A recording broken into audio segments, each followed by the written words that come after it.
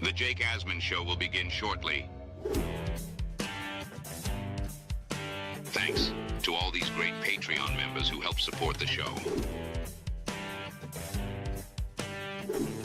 Get your super chats ready. Jake will be here in just a moment.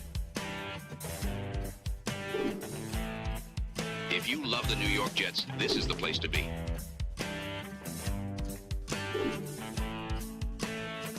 And now, the Jake Asman Show.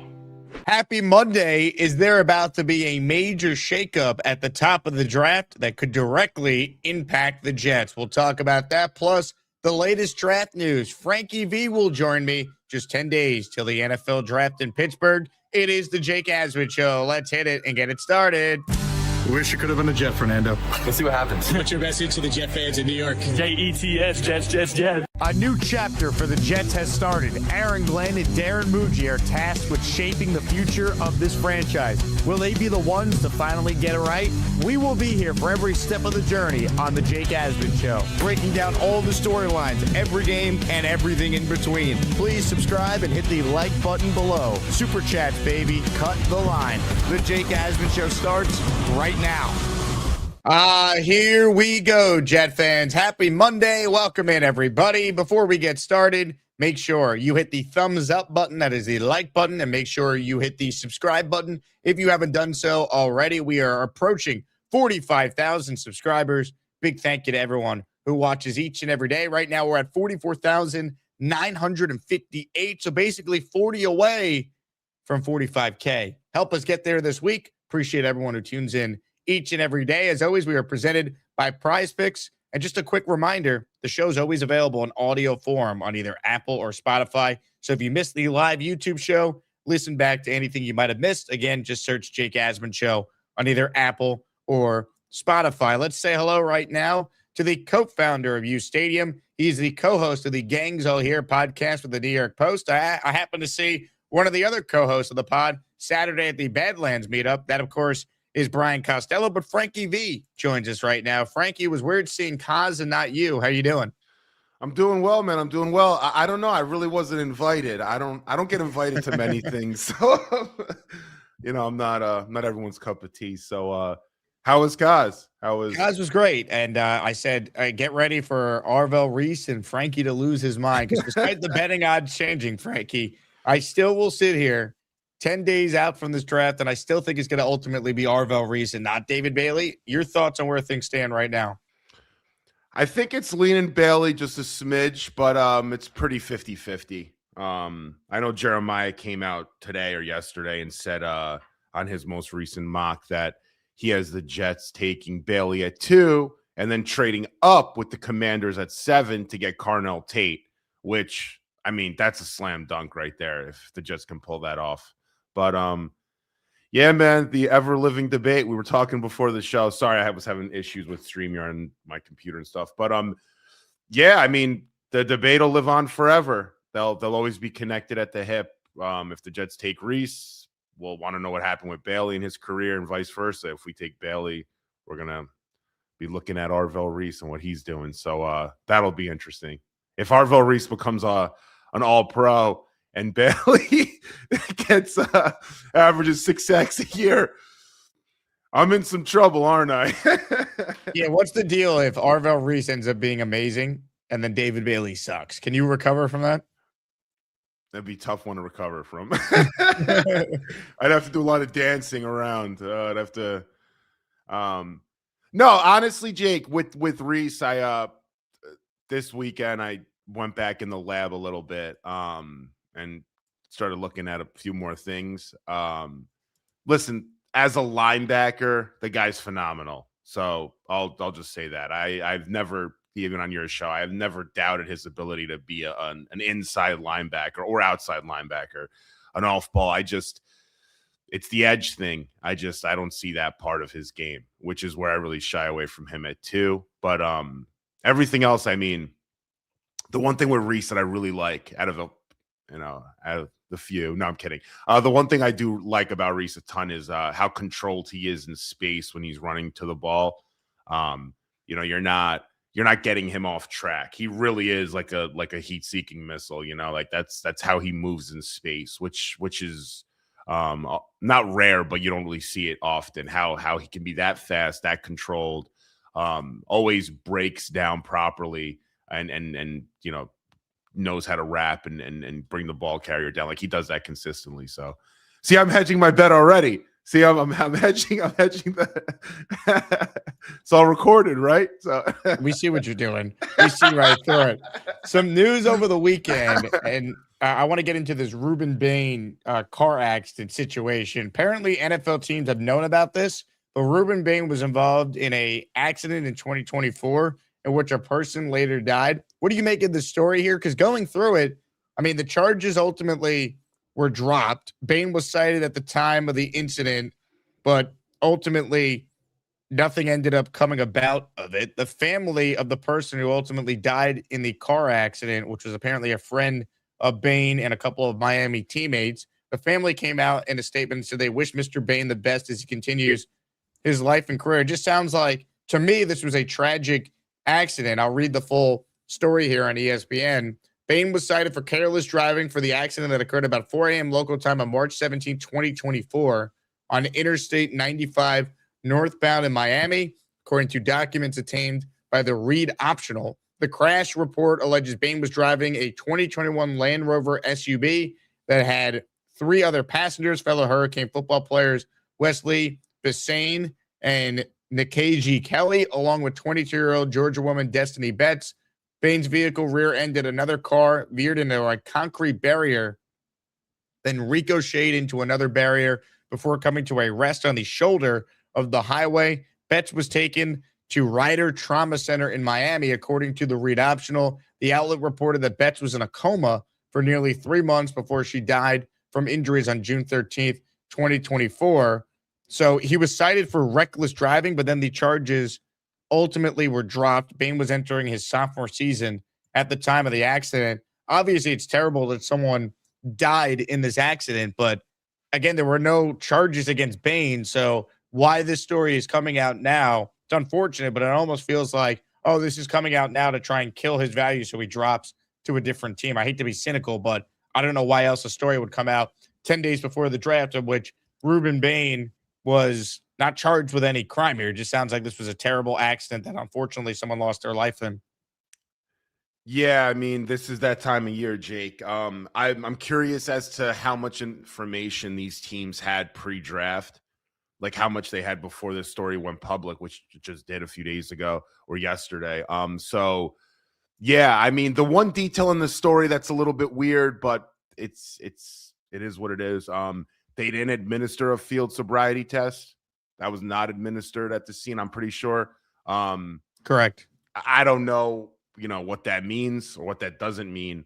But 4 a.m. late, I'm not assuming the guy was drinking, by the way. I'm just saying they didn't administer the test, so it means the police officer had no intent to want to administer the test, or there was no reason for him to want to do it. So I don't know, man.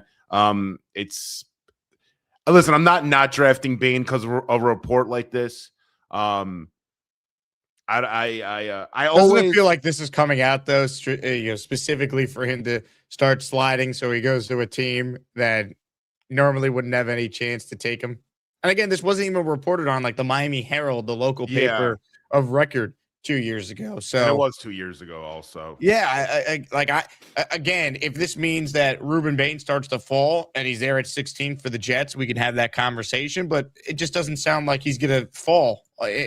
Just because this story is out there. Again, he wasn't charged with anything. Yeah. Listen, there's been a ton of stuff about Bane since, the combine, that it seems like whomever, is out there that wants to cover this guy is just putting out some negative stuff, or however he's being covered is being done in a negative way. I mean, I haven't really seen many positive things about Bane since the combine. Yeah, I mean, Jake, this is a dirty game, man. The NFL draft process it can get real dirty. We've seen it before, obviously, with stuff that's come out on players and people trying to talk about arm length with Bane, and now we're hearing this. This isn't really new, but there's always a few guys that get targeted. You never really know what the intentions are. Is it a team? Is it the Bengals at 10 that really want Ruben Bane that are, fueling this, or whomever they're, at 11, 12? I don't know, Jake, but yeah, the timing is interesting, isn't it? Someone was definitely waiting until this point in the year to release this, given that it happened 2 years ago, right? What's the coincidence the timing happens 2 weeks before, or 11 days before the NFL draft? There's coordination for sure. You're talking about someone wanted this out there. That is clear. Definitely. It didn't come out 3 months ago. It comes out 10 days before the draft. Yeah, I mean, there's a reason for that. I'm surprised it didn't come out a few days before the draft. That's when we also get a few reports. Pretty sure the Baker Mayfield stuff came out around this time too. When he was let's say this story causes teams to move him down on their board. All of a sudden, that and some of the arm length concerns, betting on a guy that'd be an outlier if he goes in the first round with the length of his arms. If he's there at 16, let's say the Jets already took either Reese or Bailey at 2, would you take him at 16 based on what we know? I'm taking Ruben Bane at 16. Yeah. Depending upon how this board falls, man, or how this draft plays out, you have to do things on the fly. If Ruben Bane's there at 16, unless Mekhi Lemon or Carnell Tate's also there at 16, you take Ruben Bane. You just double up on end. That definitely, I would take Ruben Bane in a heartbeat. I would too. I just think there's too good a value at that point. If the arm length stuff never came out, I might be talking about, Bailey versus Bane from my perspective as to who I'm kind of struggling with at 2 versus Reese. I wouldn't even have Reese in the picture if Ruben Bane, let's say, had 31.5-inch arms versus, sub 30. So, yeah. Bane would be a beast on this team, man. I don't know if he'd fit necessarily in the 3-4, but I'm starting to get away from that whole logic. Who fits in a 3-4? What is it? What about with Anik Bari and Aaron Glenn's defense? I mean, you're drafting a guy that's going to be here for at least 5-6 years. I mean, things change. They're not even going to be running a 3-4 specifically. So whereas Bane doesn't necessarily fit a 3-4, I think in New York and what we need and the kind of culture I think that needs to be built here, you got to bring in tough SOBs like Ruben Bane. Nobody's more physical at the point of attack as a pass rusher in this draft than Ruben Bane is. Comments, questions, super chats. They cut the line. Frankie Vitz from uSTADIUM is my guest. We are 10 days out from the NFL draft. Make sure you RSVP to our first ever on-site NFL draft party in Pittsburgh. It is going to be an absolute blast. The link to RSVP is in the description for every video. And for those of you watching in the live chat right now, boom, just posted the live link for anyone to RSVP. Full party all day long, adjacent to where the draft festivities are. So this will be the hub for Jet fans making the trip to Pittsburgh. We have a great giveaway on the show today. It is a signed Wayne Chrebet helmet. Shout out to Rasta Dread for being the first to enter the Asmaniac raffle. He entered before the damn show even started. Let's go.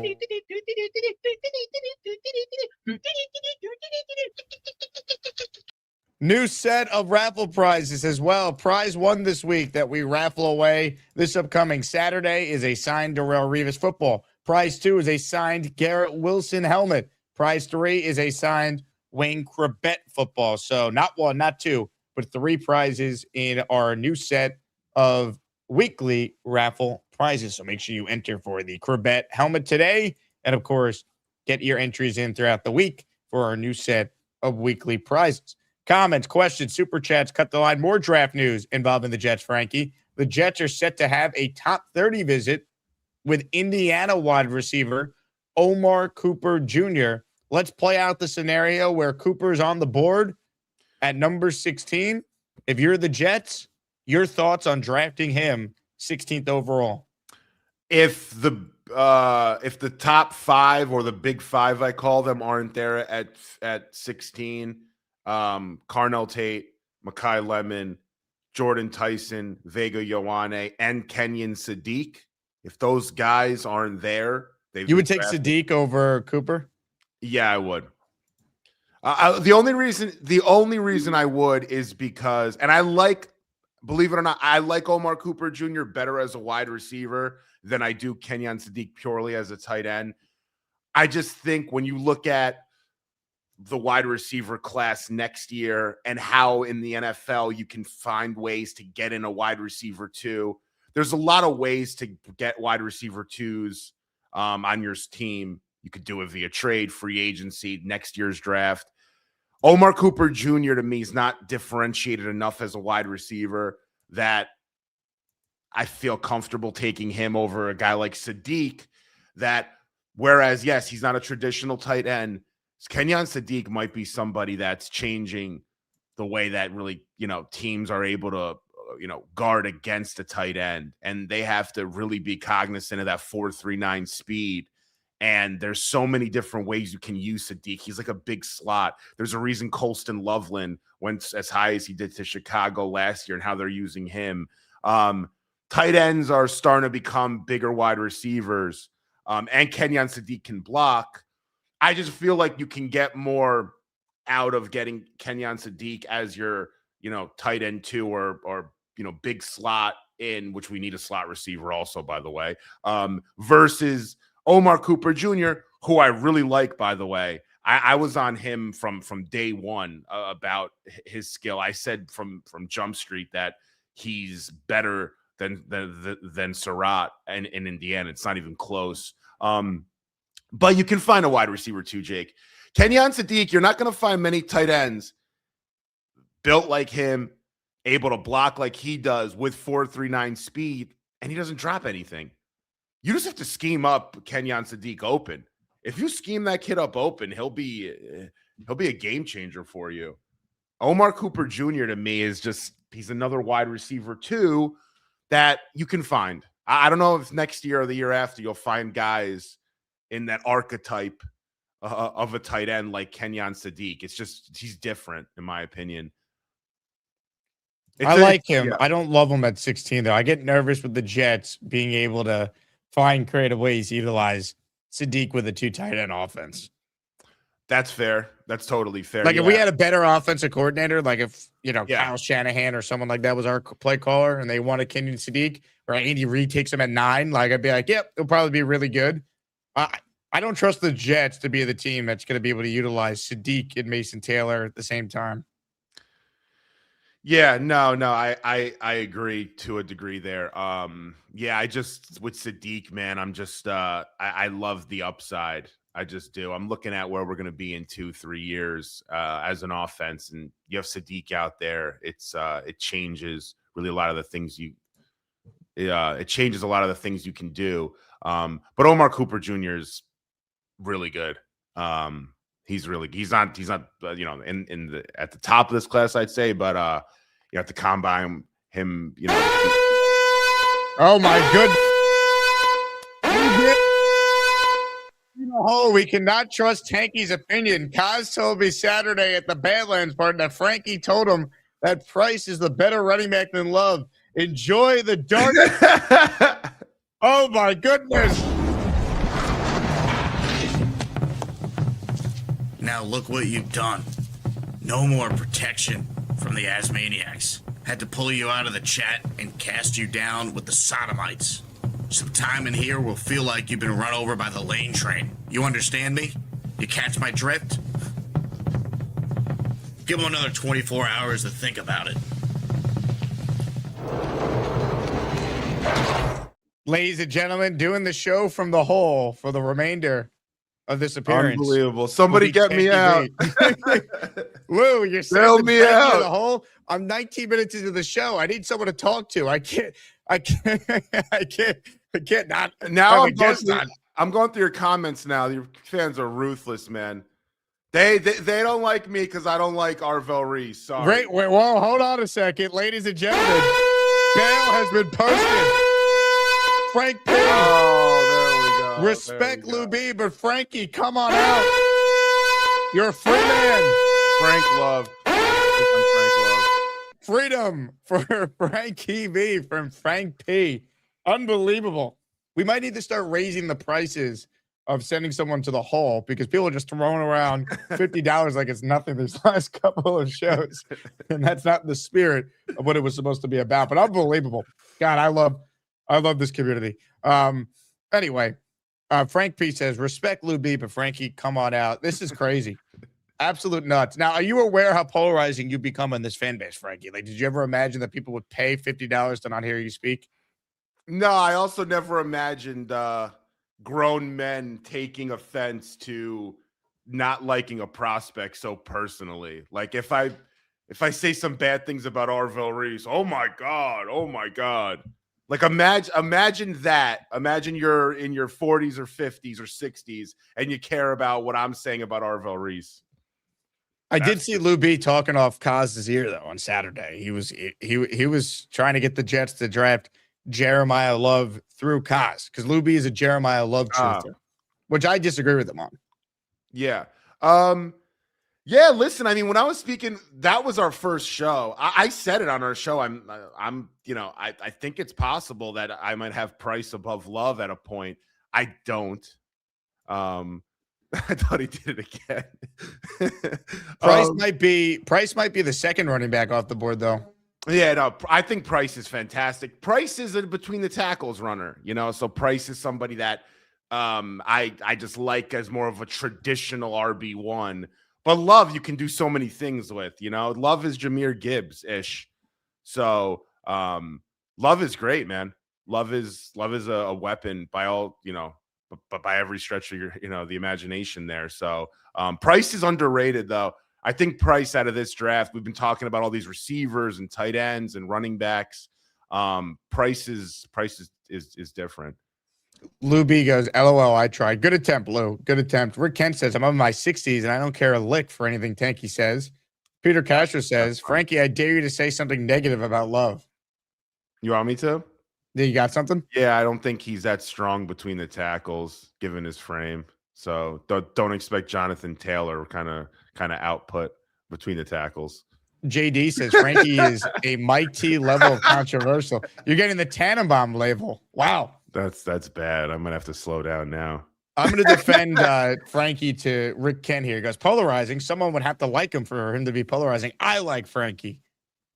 Thanks, Rick. I enjoy his comments. Thanks, Rick. Thanks. That's exactly what I want to hear first thing in the morning. Appreciate it, man. Jojo says, can I do this to Sabo? I would love for someone to hold Sabo just to see his reaction. Was Sabo there? Sabo was not there. Oh. He was missed. But it was a great event. Shout out to all the people at Badlands who put it together. A lot of fun to interact with. A bunch of listeners there, Asmaniacs who were in the building. A bunch of great content creators in one spot. It's amazing because this Jet fan base is so great, so special, and we have the longest playoff drought in sports. It's just like there's no other fan base that could put together an event 2 weeks before the draft when you've been as bad as the Jets have been. Yet there were 250 people in a room just shooting the shit, talking Jets. It was awesome. Yeah, man. This drought has to end, man. I mean, it's doing, you've said it's doing irreputable damage to the fan base. I mean, they just need a they've lost all their casual fans with how bad they've been. Like the only people that are watching Jet content now are diehards. And like, look, there's still so many diehards, which is how I'm able to do this year round. But like the casual fans were all in the last couple of years when Rodgers was here and you had the hope and it felt like they were really building something. And just these last couple of years have just done, you said it, and I've been saying it for a while now, irreparable damage to the fan base. Yeah, man. Yeah. Listen, man, hopefully these next two drafts just really reshape this franchise, and it should. It should. They have enough capital. I mean, I think it's harder for them to mess this up in terms of putting together a playoff roster than it is for them to, just put together a playoff roster. Like they should be able over the next 2 years getting enough quality pieces and starters. And they could even take the safe, picks across the board. I don't want them to necessarily, but let's just say they just go safe and chalk. You have so many picks, man. 2, 16, 33, 44. Next year, 3 1s, another 2. There's no excuses right now. I'm glad that Muji's back there, by the way. I'm a fan of his. I think when you're able, in a 1 year period do the amount of tough moves and decisions that he's been able to do. Yeah, I mean, look at that guy. No, listen, man, you know how tough it is to be a GM in your first year and you trade Sauce Gardner and Quinnen Williams. I mean, that's not an easy thing to do. You got to have some, as Joe B says, some guyones, bro. You know, so he has them. So I mean, I just like the fact that he's willing to say, you know, this is where we are today, but this is where, you know, how we can be better in the future. These are some tough decisions, and he's made some tough decisions here, man. And it seems like every little piece that he's picked up has given us something. Briggs, the corner we brought in from Tennessee, like just little things that have helped make the team just a little bit better. We'll see this draft. We'll see what he does. Omar Cooper Jr. taking a visit today with the New York Jets. That is some of the latest draft buzz that we're getting. This was Rich Cimini on the Jets Collective podcast, which, by the way, folks, episode 4 of the Jets Collective will be this Wednesday evening at 7 p.m. Wednesday, 7 Eastern, 7 p.m. Jets Collective episode 4. But here's a clip from episode 3 of Rich Cimini talking about what he has heard about the Jets' level of interest in Omar Cooper Jr. Checking in, he goes, big fan, guys. Would you guys take Cooper over Tyson if they're both on the board at 16? Rich, Cooper, I think, is like the safe pick. Tyson is the potentially scary pick because of the injury history. If both are there, I'd be fascinated to see what the Jets would do. Yeah, that's the ultimate, risk versus safe pick. They do like Cooper. Hearings, Omar Cooper, physical receiver, blocks his ass off, an Aaron Glenn type of player, highly productive at Indiana. So, look, they like Cooper, and I think you talked about it before, Frankie. I think if that scenario that we talked about on the show last week existed, I think I'm coming around on Tyson. Assuming he's healthy at this pro day workout he's going to do this week, I think I would lean Tyson because I'm swinging for the upside. But Cooper, I like. I think he is clearly, though, a step down from what Tyson is at his best. Like, I think Cooper maybe is like a solid number 2 in the NFL, whereas Tyson, if he hits his ceiling, I feel like he's a guy that could be a number 1 on most teams in the league. Yeah, I think you nailed that. Definitely nailed that, Jake. I agree. Cooper, to me, doesn't have a weakness per se. There's not a weakness in his game. You put on Omar Cooper Jr., you look at him, you see what he does inside and out, how he's able to get yak. Everything about his game is very, very good. He's like a 8.7 everywhere. Literally, just check it off. Tyson's got things that he's a 9.5 plus on. His route creation, his tempoing, little things he's able to do in space that Cooper doesn't do, but it comes with the downside of these injuries. So, like you said, Omar Cooper Jr. to me is a surefire number 2 wide receiver in this game. He's able to do everything. He's like Ibuka a little bit from the draft last year in terms of all the stuff he can do. Tyson, you're gonna have a high swing with him being, a Garrett Wilson kind of receiver, or he might struggle to get on the field. But even if he struggles to get on the field, with Tyson, remember Keenan Allen coming out of Cal? I remember Keenan Allen. I was a big fan of Keenan Allen's. He had some injury issues at Cal. He still does, actually, in the NFL. He misses time. He'll miss 2 games here, 3 there. But Keenan Allen's still playing, and a lot of players in that draft aren't playing. So I think the upside's there with Tyson, where if he were on the board versus Omar Cooper Jr., I would lean Tyson. I actually, Jake, think Tyson is going to be there at 16, by the way. I think they'll both be there. Really? I guess you got to go Tyson at that point, right? Yeah. Well, the thing is, like, let's say Tyson, how would you rank like Tyson, Omar Cooper Jr., and I was going to say Vega Ioane, but I don't think he'll be there. I don't want to guard. Again, I am concerned with Tyson's injuries because it's the Jets. You have to be. They play at MetLife. We never get good luck. But I think you got to take the swing, right? I mean, like, it's pick 16. If you have a chance to get a guy who's a top 5 talent potentially in a different year at 16, injury stuff aside, like if your doctors think he could be healthy, like I got to take this. I got to take the swing. I've come around on this because I'm very concerned about his durability. But again, at 16, like, we made this mistake with Jackson Smith and Jigba, who had hamstring injuries coming out of Ohio State and didn't take him. So I'll take a chance on Tyson at 16. Yeah, I'll say this too. Like, I was thinking about it. How many receivers have come into the NFL with injury risks and it's completely derailed their careers? Like, completely. It's not many. There are a few, but it's not like you'd really have to get unlucky, I think, for Tyson to just never be able to put it together. Now, with that said, you want him in big spots. If it's a big game, you want him to be available. If he's not, that can hamper your entire season if he's not able to show up on a big Sunday or whatever. I do also like with Tyson, Jake. I think when you look at Garrett Wilson, his game is so similar to Tyson's in a lot of ways. He'll learn a lot from Garrett. They'll be doing all these drills together. They'll be in the team meeting room. They're so similar. He kind of does remind me of Garrett when I watch. He reminds me a lot of Garrett. Tons of Garrett. Garrett's a little faster, but Tyson's, I think, a little more stout in his approach. Like, he's got more base to him. He's not as lean build. So yeah, but besides that, they move very similarly. They'd be a nightmare for opposing corners to have to guard at the same time. You don't know if they're going inside, outside. They're so creative so creative in their route tree. It'd be a tough guard there. You know what I think is going to end up happening, though?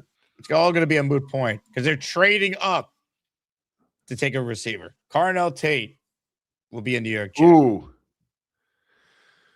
I don't know, man. That's my prediction for the draft. I think they use 16, 44, and they move up with Washington at 7 to go and get Carnell Tate.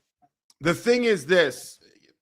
I had that in a recent mock, that exact situation, and I like the idea there. I keep going back to Carnell Tate's 40 as like a point against him, but who cares? I mean, we talk about he gets open. His catch radius is awesome. He's a great route runner, and he doesn't need to be a number 1. He's going to be a high end number 2. He could be a 1, but I think he's the safest, cleanest receiver prospect. I like Lemon, but Lemon's 5'11". Am I trading up for a slot receiver? Probably not. Well, let me ask you this. Would you rather trade up and get rid of 44 for Tate at 7, or would you rather just stay where you're at and get Tyson at 16 and then still have 44? I don't think Tyson makes it to 16. I disagree with you there. Okay. I think he does. If you guarantee me Jordan Tyson stays at 16 and I can get him without trading a pick, fine. I don't see that happening. Yeah, I mean, listen, Kansas City will be an interesting spot at 9 for him. Miami at 11. I think if he gets past Miami at 11, all you really have to look at after that is Baltimore at 14. I don't know. We were talking about Tampa the other day. Could they draft a receiver now that Mike Evans is out of there? I think they have other holes, though, to worry about. They have Ibuka there and Godwin. So I don't know. Yeah. I think it's going to go Tate, Lemon, and then Tyson. But I think one of the 3, Jake, there's a possibility more so Lemon or Tyson will be there at 16. So I think if Tyson goes in one of those spots I just brought up, Kansas City, Miami, Baltimore, maybe Lemon will be there at 16. So if Tate does drop, if Tate is there at 7, though, and all Washington wants is 44, they don't want anything else. Let's say maybe they might want a conditional 5 or something, whatever. You got to think about it. It might be the right move. Comments, questions, super chats, cut the line. Giveaway on our show today is a Wayne Krebet signed helmet. Make sure you enter the Asmaniac Raffle by gifting a membership or sending in a $10 super chat or higher. We are presented by PrizePicks. Download the PrizePick app, play $15, and get $50 instantly. I'm in the process right now, a little behind the scenes, of putting together my PrizePick lineup of greatness, my PrizePick lineup of champions, and I'm going back to the well of New York baseball. So stay tuned for this afternoon's show for my PrizePick lineup, as the Yankees and the Mets right now both can't win. I'm calling it now. That will change. All right. Stay tuned for my PrizePick lineup this afternoon. Follow along at Jake Asman. Again, get in on the fun. Use that code HMA, and you'll get a $50 bonus instantly with lineups if you put in $5. So great deal. It's running right now. Download that PrizePicks app and follow me at Jake Asman on PrizePicks to follow along, tail my picks, or to even make your own. In fact, a little behind the scenes here, a little screen share. Got a little Aaron Judge, Mike Trout action tonight. So stay tuned this afternoon. We'll put together a prize pick lineup on the show. Comments, questions, super chats. They cut the line. All right, pick 33. Is there a player that if they fall out of round 1 and they're there at 33, it doesn't matter what you're being offered in a trade back, you're just going to run the card in and select? I love Chase Basantis as a guard. He's a Jersey kid. He's tough. I know people don't want to hear it about left guard. I just think he'd be a perfect complement next to Olu Fashanu. He's the exact opposite kind of guard or offensive lineman as Olu is. Olu's very technical, lean build, moves very well. Should get a little nastier, though. I think Olu can get a little nastier, but you don't need him to be nasty. He's like a DeBrickashaw type. Get him a nasty boy right next to him, and that's Chase Basantis. So if Chase is there at 33, man, unless Omar Cooper Jr. is there at 33, what else do you want? I think. What about Denzel Boston? Could he be there at 33? He could. I would still. I'd rather go Chase, I think. Because again, I want the Jets offensive line to be so good in the next couple years that regardless of who's playing quarterback, you're going to, be able to help them out immensely. I just think we want to make our strength even stronger.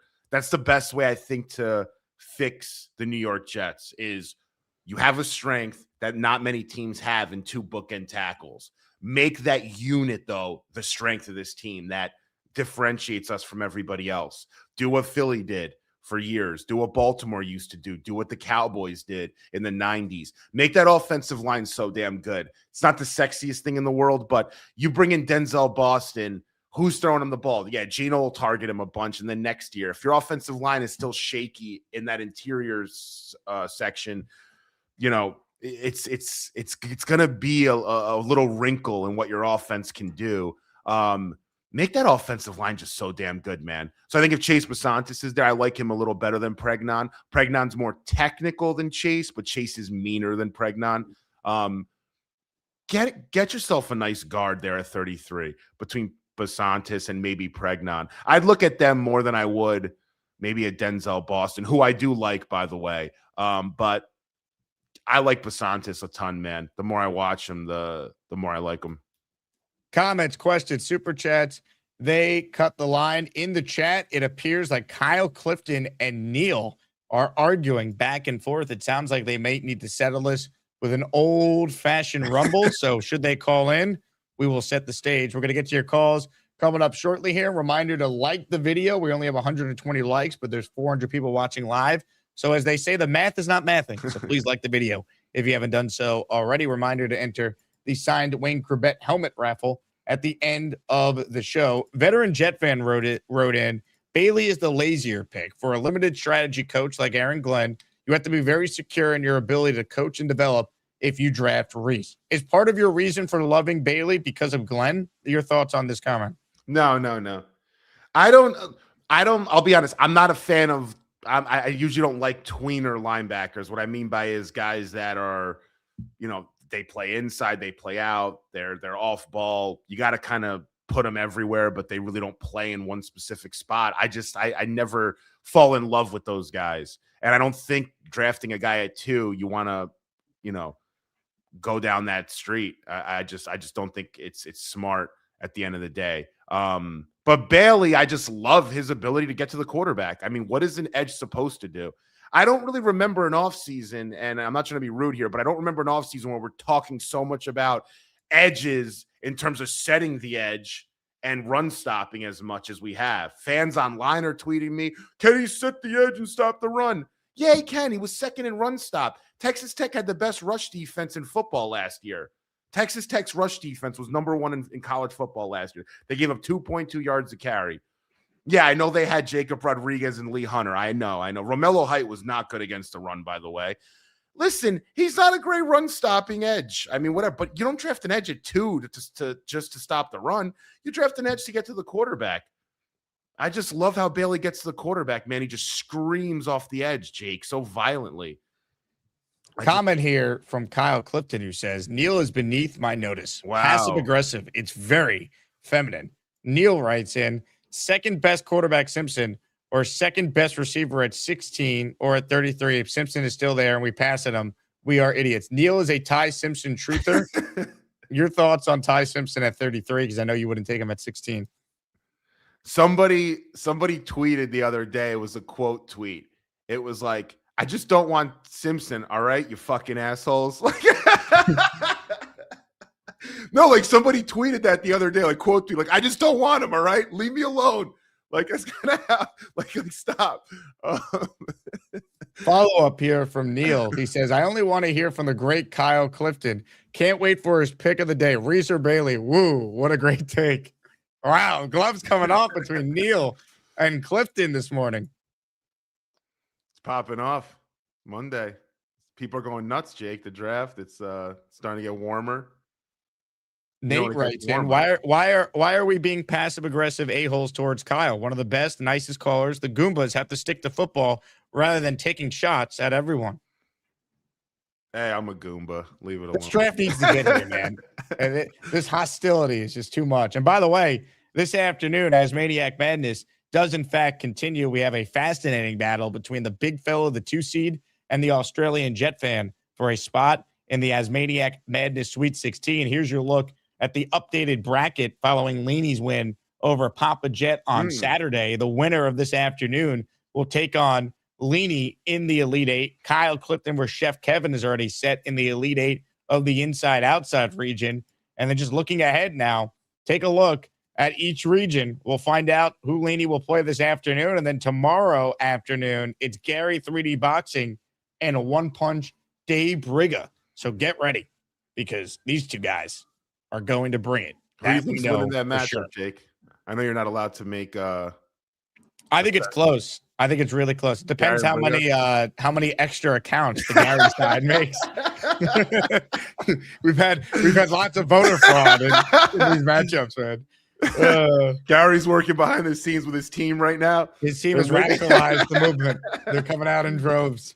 All right, let's get to some calls, shall we? We head live to a shoe store in Midtown Manhattan. Bonesy is standing by. The only thing better than Alden shoes is Joey D, cause he totally rules. Jake, my brother, I'm high as a kite. I love everybody. Damn, this show is crazy. Yo! Whoa! A Chef Kevin cameo at the store. Wow. Look at this motherfucker dressed up fresh to death. What a uniform. That's how you want to show up to work. Yo, it's a straight business trip for me. You know, we got the tourney coming on. I'm going against Clifton. I mean, damn, Clifton and Neil going at it right now. I mean, do I take a step back? Do I let them do their thing? I mean, I know there was fireworks with Clifton and Castro, but it seems like it's still going on, man. But I'm ready, man. Clifton, yo, Clifton brings the takes. The sports takes, yo, Clifton got it. You know, I feel like I got it too. So if we go back and forth with the sports stuff, I'm ready for Clifton, but I'm also with the shenanigans. I'm with the crazy Asmaniac stuff, man. Just know, Clifton, I'm ready for it. Yo, I feel like I can win. Yo, I feel like I can take this right now. I feel like I can do it. Let's go, baby. Clifton, you in trouble, man. You in trouble. We coming. Chef Kevin, a 7th seed in the Elite Eight, taking on the #1 overall seed, and he's pulling out all the stops. I respect the passion, Chef Kev. You've had a hell of a tournament so far. We've been chopping it up here, and I've literally missed all the great, amazing chat banter that's been going on. This is I missed Frankie Vitz takes, man. I got to catch up. I got to go back and rewind and listen to this. Neil Frankie, wrote in, I love you, brother. Bonesy, let's see if Chef could sell a pair of shoes, and I will vote for him. Wait, let me say something to Neil, man. You're still in my top 3. You know that, Neil. But here's the thing. How many people have come to Alden's wearing Alden's to shop for Alden's? That's what I want to know. That's my question back. Yo, Let's see the shoes. Chef Kev's got the fresh Aldens on. Ooh. Oh, those are nice. Fresh. Lace is not even laced up. Looking in great condition. He takes care of his shoes. He had to come in. He wants to get another pair. So we just here chopping it up, getting ready for these battles going on, man. This shit is fun. How long till the draft? Give me the exact dates, the exact numbers. 10 days, 8 hours, 58 minutes, and 3 seconds from right now. Let's go. I can't wait, man. If I got to hear Frankie talk about Bailey one more time, you know what I'm saying? Like, I got to see Frankie. Frankie has to battle every good Jet content creator we got to defend him, and he's held it on his rock. Frankie, I respect the shit out of you, brother. You've been going against every heavy hitter when you had to. You pulled out. Listen, when they were trying to belittle you, you were like, motherfucker, I played football, man. I love that. I love that, Frankie. You had to. You had to. Frankie, talk your talk. D1. I respect that shit. That was a line that I would use. Like man, I played D3 basketball, motherfucker. That was good, Frankie. You got him. Yeah, I don't like busting that out every once in a while, though. You have to every once in a while. Got it, bro. That's how you earn the respect, man. Listen, Blue is the man. Blue was. You guys were going at each other. Blue's awesome, man. We've been DMing back and forth about football. He knows what he's talking about. We just disagree on Reese. No, and look, man, Blue was coming at you with hold on, we got some real customers. Oh, let's see it. Chef Kevin, time to sell some shoes. Bonesy dropped off. Comments, questions, super chats, cut the line. Excellent job by Chef Kevin there. Kyle Clifton wrote in, I respect all opponents except Neil, who called Kevin a boy green guy. And then Kyle, so this all started, Frankie, during my show on Friday. Kyle Clifton was facing Peter Castro in the Sweet 16. Castro, a very close friend of Neil's. And Kyle Clifton put Neil in the hole before he can make his points to campaign for his buddy Peter Castro, which set off a chain reaction of people sending other people to the hole and then bailing people out. Things got ugly on Friday, and here we are on Monday, and there's a lot of resentment still on this chat. People have been thinking about this for the last couple of days. This week's going to be a crazy week for you, Jake. I can feel it. People are just ready for the draft. We're all just going stir crazy. Yeah. You know what? You said something, I think, I don't know, maybe a few weeks ago. It was so true. It was like, they have to move the draft up, right? It should have been last week. Like, what are we doing? Exactly. Yeah. It should be the first Thursday of April. Definitely. Like, the combine felt like it was ages ago, doesn't it? Yeah. Senior Bowl felt like it was a year ago. You know, I don't know. I miss the combine. I miss better times for the Jets. So Daniel Jeremiah's top 50 prospects as Aaron Glenn looks on for the Jets. Rice, superpowers, sleeping. Aaron, wake up! Fernando Mendoza 1. Jeremiah Love, who we'll also see on Saturday here on NFL Network. Good times. Do you see who was about to run? David Bailey. So if they draft Bailey, it's like our coach was sleeping for his 40 time.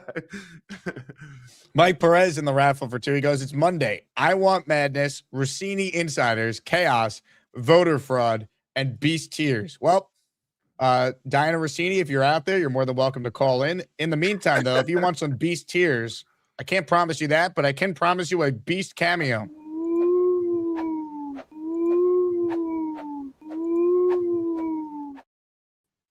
Beast, happy Monday. Beast? Beast, are you there? Beast. He says he's taking a Renzel. I heard that very faint in the background there. Yeah, I heard that. You know what a Renzel is? I have no idea. If you're not familiar with a Renzel, it sounds a lot like this. Beast. Beast. We'll check back in with you, Beast. In the meantime, let's say hi to Stefan, who's next. Hey, Stefan, how are you? Doing well. How about yourself? Fantastic. Yeah, I'm loving the draft talk. I'm excited. I feel we've talked enough about the first two picks. What do you guys think about 33 and 44? I heard you, Frankie, talking about Basantis. What about you, Asman? 33, maybe depending on what they did at 16. Did they take a receiver there? Again, I'm not against doubling up on receiver if like one of the guys that we thought would go in round 1 falls to 33. I think 33 is a Ty Simpson spot. I do. And I also think they could go safety at 33. They could definitely take one of the interior offensive linemen. Like Frankie said Basantis, but what about Pregnon from Oregon? I do love Pregnon. Yeah, no, Ty Simpson's got being play at 33. Obviously, either if we want him or if trading back for someone else who wants him, that's obviously always a dream. But yeah, no, there's a lot of good guys. I'd say, yeah, assuming we go, defensive end with our second pick and wide receiver at 16th. They could double up at edge too, Steven or Stefan. I mean, yeah, no, it's it's definitely in play. I love Zion Young. I'd say if he's there at 33, I'd really consider just because I think he's a great player. I'd say I've been loving who was it? Oh yeah, how do I say his name? Zion Young is phenomenal against the run. What's up? Zion Young's phenomenal against the run. Yeah, he do go a long way to help the Jets' run defense, and also I think he's a bit underrated as a pass rusher just because his sack numbers weren't as good as his pressure rate. Totally. You know what? With the receivers, what's interesting because you guys, Jake had brought up Denzel Boston. Say Boston's not there. How do you judge like Chris Brazzell, and then you look at like Chris Bell is another guy. Like every time I put on his tape, I'm like, why? I know he's coming off the ACL, obviously missed the year, but like, how do you not want to take that guy if you're looking at receiver? Like he just reminds me of Anquan Bolden in so many ways. So there's a few guys there. Like when we look back at this draft, I'll be like Chris Bell, Brazzell, Bernard. One of those guys I think's going to hit, and we're going to be like, damn, maybe we should have taken them at 33, but that's what. Yeah, those are definitely guys I do like them too, especially Bell and Brazzell. I think Brazzell's probably the better receiver, but Bell's just a better rounded player. I'd say that speed Brazzell's got is different, man. You can't coach that. Yeah, can't coach it. Especially for how tall he is. Can he catch Arian Smith syndrome? I'm feeling. Let me check real quick. You got the spreadsheets up. Remember when we drafted Arian Smith, Jake? I think I was watching your show. Maybe I was on. Maybe I was watching. I don't know. Maybe you had somebody on, but you were saying you're like, wait, the consensus everyone has him as a 6th round. He's a 7th rounder. That's a 7th round. Dude, he was a UDFA on like the consensus board, and they took him in the 4th round. And I remember I was like, this doesn't sound good. Like this does not like are we sure they picked the right player here? Like, what are we missing? And like, no. And then I'll never forget. He had like a good training camp practice this past summer. He caught a couple passes, and Glenn leads his press conference off after he got a question about Arian Smith. He's like, "Oh, the guy that can't catch." He's like, "You guys said he can't." It's like, dude, he had a good practice. What? And he finished with 7 catches all year and was a healthy and active at the end of the year. If you couldn't play on the 3-14 Jets, you have no future on the Jets going forward. Yeah. Yeah, that's a pick you make in the 5th round if you want to justify a round or two early. The 4th round, there's still some value there. You can still plug some holes, but the first round of day 3, there's still some good players. There you go. Yeah, totally. Saved it with the Milwaukee Moore pick, but that was definitely some questionable choices then. But yeah, here's the cut. I pulled it up from this past summer. I feel like it seemed like Arian Smith was making some plays today and getting open. Like, how happy are you with his progress? The guy that can't catch. What you guys say? So I thought he did a really good job, and he's continued to improve. He's not where he needs to be, all right, but he's doing a really good job for us. Obviously you see the speed out there with that player, but the thing that shows up to me more than anything is his ability to catch in traffic, and also his ability to understand exactly who he has. Just don't let go of the rope. Man. Yeah, that was a fun summer. Their process on day 3 needs to be completely refined because not only do they take Smith, they also traded up to take Tyler Barron, and who was the other guy that stunk that barely played? Francisco. Yeah. Or something. Like it was just bad, man. Like they just their day 3 process was terrible. I mean, Malachi Moore maybe could be an okay player. I don't know, but like the other day 3 picks they made a year ago were terrible. Jake, our day 3 process has been terrible since I can remember. I don't know. I don't know where it's coming from. I don't know who's got input on it. It could just be a coincidence that these GMs are just getting picks wrong, or it's sort of just like a drain that's circling. So it doesn't matter who you bring in. If you're playing bad, if your team's bad, they're going to be bad. But Jake, we haven't had a good day 3 like draft in how long? Yeah, Sherwood was Jamin Sherwood was a 5th rounder. We have had that's the only year, huh? That was the only year we had a good day 3. That was the only year. Carter, Sherwood.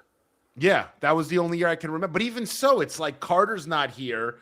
People want Sherwood out of town. It's like, I don't know, man. It's like, I just, day 3 here, there's something going on with, I don't know if it's coming from upstairs, but you got to be able to hit on a few day 3 guys once in a while. I mean. Here's what they should do. They have 2 4th-round picks.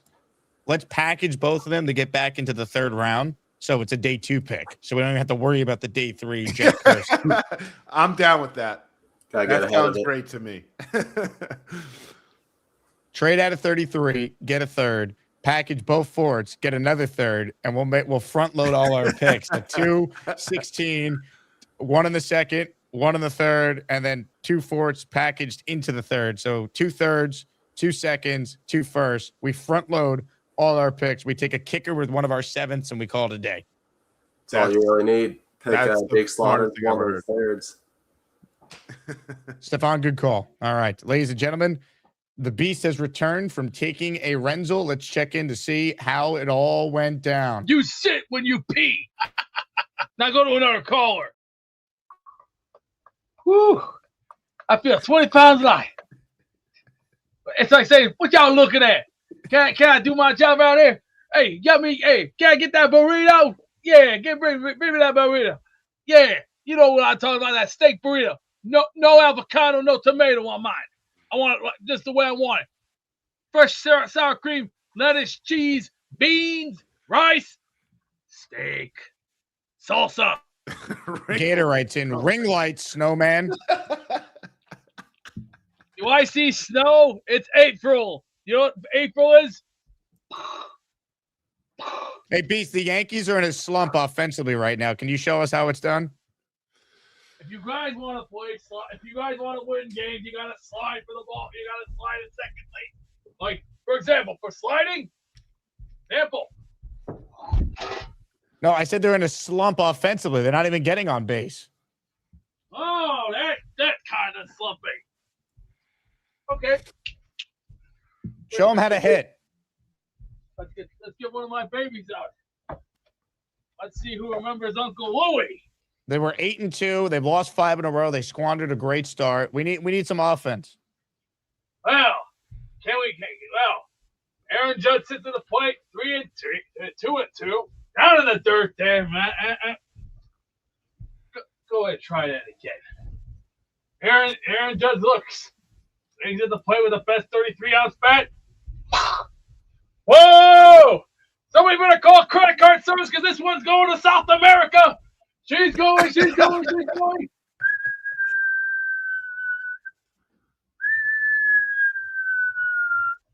How about you shut up, bitch? Did he just say somebody better call the credit card company because this is going to South America? Is that what he said? That's a great line. One of the greats. Yeah, that's an amazing line. Let's see. Spencer Green says, this guy may not make it past 50 with his health. Shit's so sad. I disagree, Spencer. How dare you? Beast is a physical specimen, right, Beast? I'm a savage. And Spencer Green, go steal another one of your mama's credit cards, clown. Cowabunga. Amen, Beast. All right, more of your calls right now. You ever taken a call from Mad Max with me, Frankie? No, I don't think so. Oh, get ready. If Mad Max ain't yapping about jets, that boy, he's jamming. He's slamming, freaking dancing, wall smashing. I'm Jake Asman. If Mad Max ain't ever stopped yapping, that boy, he still be dancing. Then call Jake Asman. He got an orange wall. What's up, Asmaniacs? Can you guys hear me? Oh, yeah. Good job. Let's talk about the draft. So, Frankie V, I don't like your take with taking both defensive players. Shoot me if you go defensive, both the picks. Shoot me. One of the worst draft decisions ever. And I think, Frankie, everyone's going to be pontificating over Ty Simpson. We got to take Diego Pavia as a late-round pick. He's a very accurate quarterback, strong arm. He's just a good quarterback. You know, he's better than Ty Simpson. You know, the last good quarterback that started 15 games was Cam Newton. There's no good quarterback that starts 15 games. Draft Diego Pavia, 6th, 7th round, or undrafted. He's a good quarterback. We gotta take a chance on him. Geno Smith is not going anywhere, honestly. And honestly, it's Beast on the line because Gary will beat him in a fight. You think Gary would beat Beast in a fight? Yes, sir. Wow, that's a strong take. Let's go to the Beast to respond. Beast smells like shit, takes a big fat dump, and talks like he's a man. Unfortunately, he doesn't know how to take care of women. You're wrong, Sonny. I will bomb your ass. I will go far, wide, deep. Your ass will look 3 sizes tight. So just remember, you might need those double XL underwears that you're going to need because, buddy boy, I'll make you my bitch the next time you talk. Okay? So watch your mouth, or I got a new friend here. You know who that friend is? Meet one of my new boys. Meet Uncle Louie. This is Uncle Louie, 33 on fat, Sonny. So watch your back. Honestly, Beast, what music do you listen to? Good job. You already know, you dumb bastard. Oh my god. Beast, what's your playlist? What's your music playlist, honestly? Look, nothing way too scary that you'll pee your pants to. And just like this, I look like Sting. But if I had the face paint on just like Sting, I would scare you half to death and be like, you're a dead man. I would look just like the Crow. Is Gary 3D boxing on the line? Who cares? Because I think he could be in a fight. He's preparing for his death set because I'm prepared for his mechanic. How about you shut up, bitch? Oh man, Max, where are you working out, man? Look at you. I'm working out at the gym right now. Working out at the gym. School gym, but I need to get off the show. I need to get my chest split, honestly. Good job. There's your first Man Max call. Well done. Feel bad because I think he emailed us to work with us a little bit ago. And didn't I tell you about that? I guess he emailed Sabo too, because one of you told me that he reached out. Yeah, I think he reached out. You guys should hire Mad Max. He could provide stadium. You think so? Yeah. Also, this comment I take great offense to from @DSFDDSPH. Hello, Jake loves to make his guest uncomfortable. I do no such thing. Hey, Frankie, I'm getting another call, though. Talk to the Beast. Okay. What's up, Beast? Max, hey, Frankie, when was the last time you hit the old razor? Should I hit it today? It's time. It's time? If I was Joe Torre and I was managing the Yankees, like, here, get your ass in that bathroom, take that shit up right now. Cowabunga. You know what he used to tell his players too? You wanna be like champions, you wanna play like champions, take that shit up and look like champions. How do you think they got to the dance? 98, 99, 2000. Example. Oh. Now, your takes this morning were pretty. I was ready to take a nap after what it was like watching an AEW pay-per-view last night. That was very boring. What, look like a retard to you or something? I thought I was in La La Land, but unfortunately, after getting up for the Jamie Hayter match, the John Moxley match, and one of my favorite boys losing to, oh dear God, why MJF? Why? The guy is a stench. He's like, you shit when you pee. Now go to another caller. Well done, Frankie. You really held your own there with the Beast. Let's see here. Neil writes, and I'm coming to the Beast Attic with a GLB shot. I want him to drop 100 by opening day. Let's do a weekly weigh-in on the Jake Asman show. I love the Beast and want him to lose weight for health. What's the Beast, GLB would you be shot? open to Neil giving you a little Is that little diet shot? I'm fine with my diet shot. I don't know what Neil's talking about. He must have had a little too much swiggy for a couple of weekies. I suggest go buy yourself a bottle of Canadian whiskey. Isn't it GLP, by the way, Neil? It's not GLB, right? Yeah, Ozempic? I think it is. And look at that face. That's a face chicks can dig because why? It's a handsome face piece. You're right. How about you shut up, bitch? Ladies and gentlemen, more of your calls before we say goodbye to Frankie V. Let's say hello to Jason in Jerusalem. Hello, Jason. Well, I hope Neil wasn't confusing it with GHB because that would have been something very different. That's a good one. All right. It's been a while since I checked in last time with Passover and, some festivities we had here in our country. So who won what's going on with the Asmaniac Madness? We're in the middle of the Sweet 16, Jason, and this afternoon we'll have AJF taking on the big fella. Tomorrow afternoon we'll have Briga versus Gary. We're doing one matchup a day to give people a chance. That's why I haven't been seeing it. Yep, on the morning show. Correct.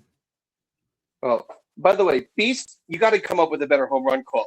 Call your credit card company because this one's going to South America. Nah, it's but really needs some good work there. That was not making SportsCenter anytime soon. But between the Mets this weekend and the Islanders this weekend, it's been really tough here, man. So Downers stink, man. What a collapse. What a terrible end of the season. Yeah, that was. I mean, as a Met fan, I'm used to collapses, but it was still rough. It's crazy with the Yankees how they could get so hot early, right, and look like the best team, and then just lose 5. And like they've been doing this for years, right? Like, yeah, they played like they normally do. Last year we called it torpedo bats. Yeah, at the beginning of the year they came out on fire, but they got to a good start last year, 2 years ago. It's just very frustrating. And honestly, like the most frustrating part is that it's like incredibly predictable with the lineup struggling if Judge doesn't carry them. Like we've seen this so many times. Yeah.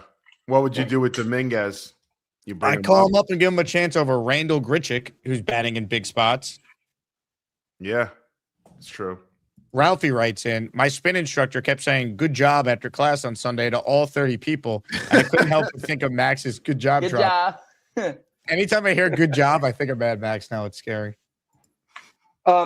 Jake, I listened to a bit of your show with Sidney and was it Tierney? Brandon Tierney, yep. Third guy on this? Right, Tierney. You really think if Sadiq fell, they'd take him, even though he's a tight end?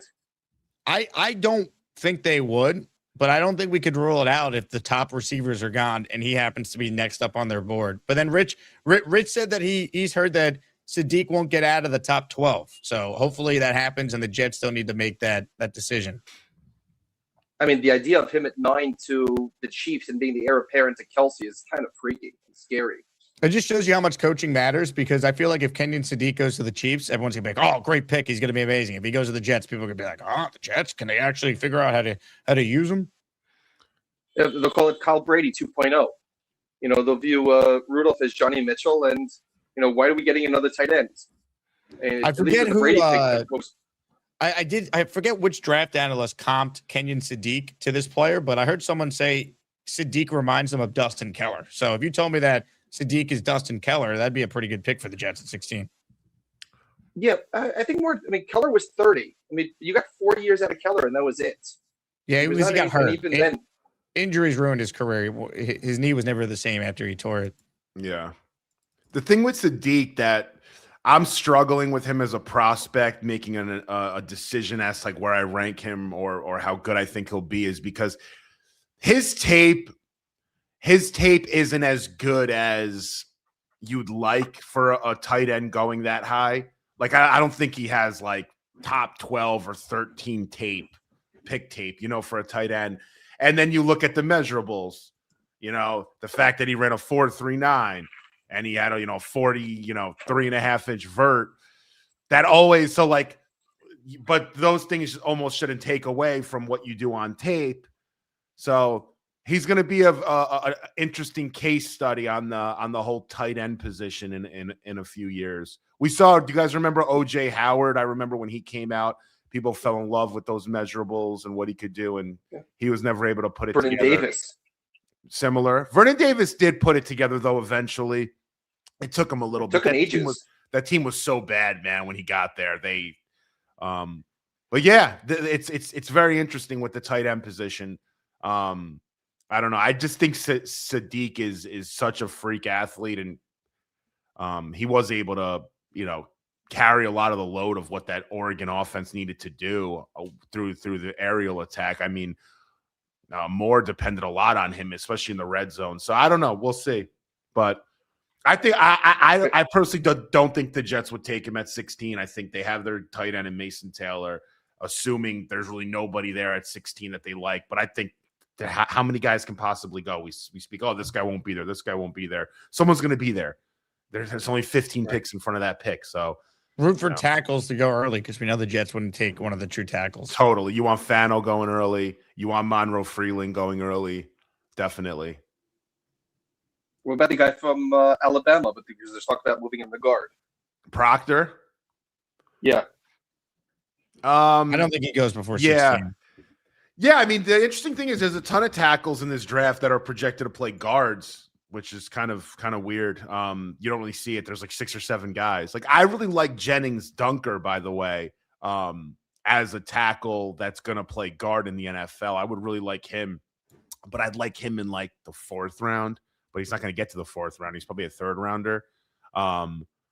But yeah, there's a bunch. Yeah, there's not many like traditional tackles in this draft. It's interesting. The Jets could maybe be creative a little bit later too. They're able to get one of these tackles and put him at guard. That position's starting to change a bit, tackle and guard, as to like how you're able to transition a player from a tackle into a guard. It's happening a lot more. Even tackles playing center. They're talking about Fano being a center potentially. So yeah. So, Jake, just back to your point about Sadiq, which receivers would you not take him over? When you said if all the receivers are off the board, then you'd look at him. Which receivers would need to be off the board in your minds? Tate, Tyson, Lemon, Cooper. But not Boston. I would take Sadiq over Boston. Because you think he's the better player, because you think he fits it better into the offense? Yeah, Boston I don't think is worth a top 16 pick, whereas Sadiq, I think you could talk yourself into it because of how explosive he is. And you take him over the guard from Penn State? Was it Ivani? I don't want another guard. Call me dumb. Oh, he's the best player. Take him. It's like enough. We got to score points. I was doing some research on the Jets to get ready for the draft next week. You know, the Jets offensively, they have where is the stat? I wrote it down. What, like the most draft capital spent, and they were 32nd, something like that? Even worse. They're the only team since the 1970 merger to rank in the bottom 10 in scoring and offensive yards in 10 straight years. Like, again, it's overkill on the offensive line taking a guard at 16. Draft weapons, double up on receiver in 2 of your first 4 picks in this draft. They're the only team to play a 16-plus game schedule and not have a single 400-plus yard receiver. Garrett Wilson led them with 395 yards. He didn't play in November, from November on. Like, what are we doing? Like, I'm sick of it. Yeah, but that was also that's the quarterback play. I mean, you can't. And the lack of weapons. And the lack of weapons. Garrett got hurt, and they had no one. And we knew this was a problem going into the year, and they've done nothing in free agency to address receiver. I don't want them to roll the dice on day 2 to solve their receiver problems when this is a franchise that gives you Denzel Mims, Elijah Moore. You know, this is a franchise that gives you Devin Smith and Stephen Hill. I'm tired of it. They need to score points. And I'll say this. Other than David Harris, we never had a good 2nd round pick. I mean, other than Bryce, no. Brees Hall, Joe Tippmann. Recent history has been pretty good. Mason Taylor looks like he'll be a nice player. The thing with our 2nd round wide receivers is it's not like any of them went anywhere else and were even decent. They suck. Like, we have just drafted bust right, because sometimes you can tell yourself, all right, the Jets don't have a quarterback. They're not able to get this wide receiver the ball. Like, no, these wide receivers go elsewhere and they're terrible. I don't know, man. But I do see what Jason's saying with the quarterback, because, again, we're always chasing this quarterback thing. But if you do happen to find a quality quarterback or a decent one, someone that can start and be a average, God forbid above average, but let's say just say average, it'd be nice to have a really, really top end offensive line paired with that quarterback, but I'm not against the wide receiver thing also. I think they got to bolster both. I think they'll get a guard in the first 2 rounds, whether it be the guy from Penn State or the one of Georgia Tech, who I heard that they're high on at the 44 pick. But the idea of if you're having a young quarterback, whether it be this year or next year, give him Reese, give him a solid line, and let him learn that way, as opposed to what they did with Andrew Luck or Joe Burrow, putting behind porous lines and seeing what happened with them.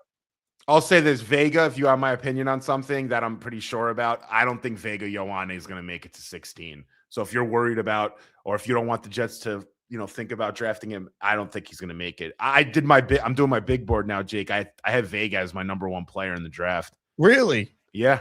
So you would take him then at 16, obviously. I mean, I would take him I wouldn't take him at 2. He's my number 1 player. I think at left guard, he's the best at his position than anybody else in this draft. I have Vega 1 and Fernando Mendoza 2. Yeah, I mean, you've spoken to Dom C on your show. Ask Dom about Vega Ioane. I mean, Dom has Vega his highest rated interior offensive lineman he's told me ever. He has him as his 8th rated player on his big board. Yeah, I think when you talk to people with their big board, I think positional value obviously plays a little bit of an effect there. I have Vega. I value left guard more than most people, I would say. I think left guard is a very important position. I know people are like, oh, it's a guard. I disagree, but I'm in the minority there. I just think left guard, it's not a premium position. It's not as important as a wide receiver. I'm not blind there, but I don't think left guard. Sometimes people think, oh, it's bottom 5 positions in football to worry about. I don't think so. Left guard, not right guard, left guard specifically. Vega's awesome, man. Really, really good, Jake. He doesn't have a weakness on tape. He's a bully. I mean, Quentin Nelson went in the top 10, so Quinn moves a little better than Vega, but I think Vega's tougher and bigger than Quinn. But yeah, I just don't think he'll be there at 16, Jake. I don't think you have to. If for all the people worried about the Jets taking a guard at 16, Vega will probably be off the board. They're not going to take Fano at 16, so you just got to hope one of the receivers are there, right? That's it. I'm right there with you. A couple super chats, and I'll let you run, Frankie. A reminder for those just tuning in that our giveaway on our shows today is a signed helmet by number 80, Wayne Krebet. Super chat from Bino. He wrote, people need to check their tones with the Goomba talk on a back and forth between Neil and Kyle Clifton this morning. For those just tuning in, I'm going to get to New York City restaurant guys super chat next. He's in for 2. He goes, if Reese isn't as good as we hope, he'll still be a solid outside linebacker. If Bailey isn't as good as we hope, he's maybe a situational pass rusher. Need an auto starter at number 2 pick. So I think they're both going to be good, but I do understand this logic, Frankie. Do you? Yeah, logic makes sense. But if they are as good as we think, or as good as they can be, Bailey's, a 16 sack guy. I can't wrap my head around Reese being that kind of pass rusher. But yeah, Reese, I mean, he's gonna be an NFL player for a long time. I just don't know. Reptar Mike, your boy Reptar Mike. Jake, you met Reptar Mike, right? Oh, he talked my ear off at your guys' event. 0-17 is the way this year. Are you willing to pave the only path right now? Good evening, Frankie. Keep fighting the good fight. Good evening, Reptar. It's 11:35 in the morning. I think he's in Dubai. 0-17. 0-17 is not the way. All right. No team goes 0-17 first and foremost. Like the Jets are going to win games. It's not going to happen. And if they get out to a brutal start, I'm with everyone who wants to just tank, get the coach out of here, start clean with coach and quarterback on the same timeline. But I'm at least going to give Aaron Glenn and this team a chance to prove us wrong and get off to a good start and give us a season before we throw it all away. Yeah, I mean, listen, 0-17, you can never really recover from that. You gotta. You think? You gotta win one. Just gotta. You gotta 1-16. All right. I'm down with that. If it's tank season. Yeah, I mean, Jake. To be honest, man. I don't know what the hell this team's going to do this year, how they're going to be. I have no clue. I mean, we're trying to like prognosticate. I mean, the draft is around the corner, so we'll get a better picture there. But I don't know. Aaron Glenn, to me, this is a big year for him to like. This is the most important year of his professional work life, where like he has to manage being a DC and also be the head coach of this team. Frank Reich will just probably run the offense independently, I would say. Yeah, I don't know, man. Fallon Family Gaming says you have to be paid by Bailey's agent. Is this true? Dude, I don't. You know, I am shocked. I'm actually very shocked at how many people are against David Bailey at 2. It's shocking to me. Now I know that's considering Reese at 2, but like I look at both and I don't know how you could be so sold on Reese over Bailey.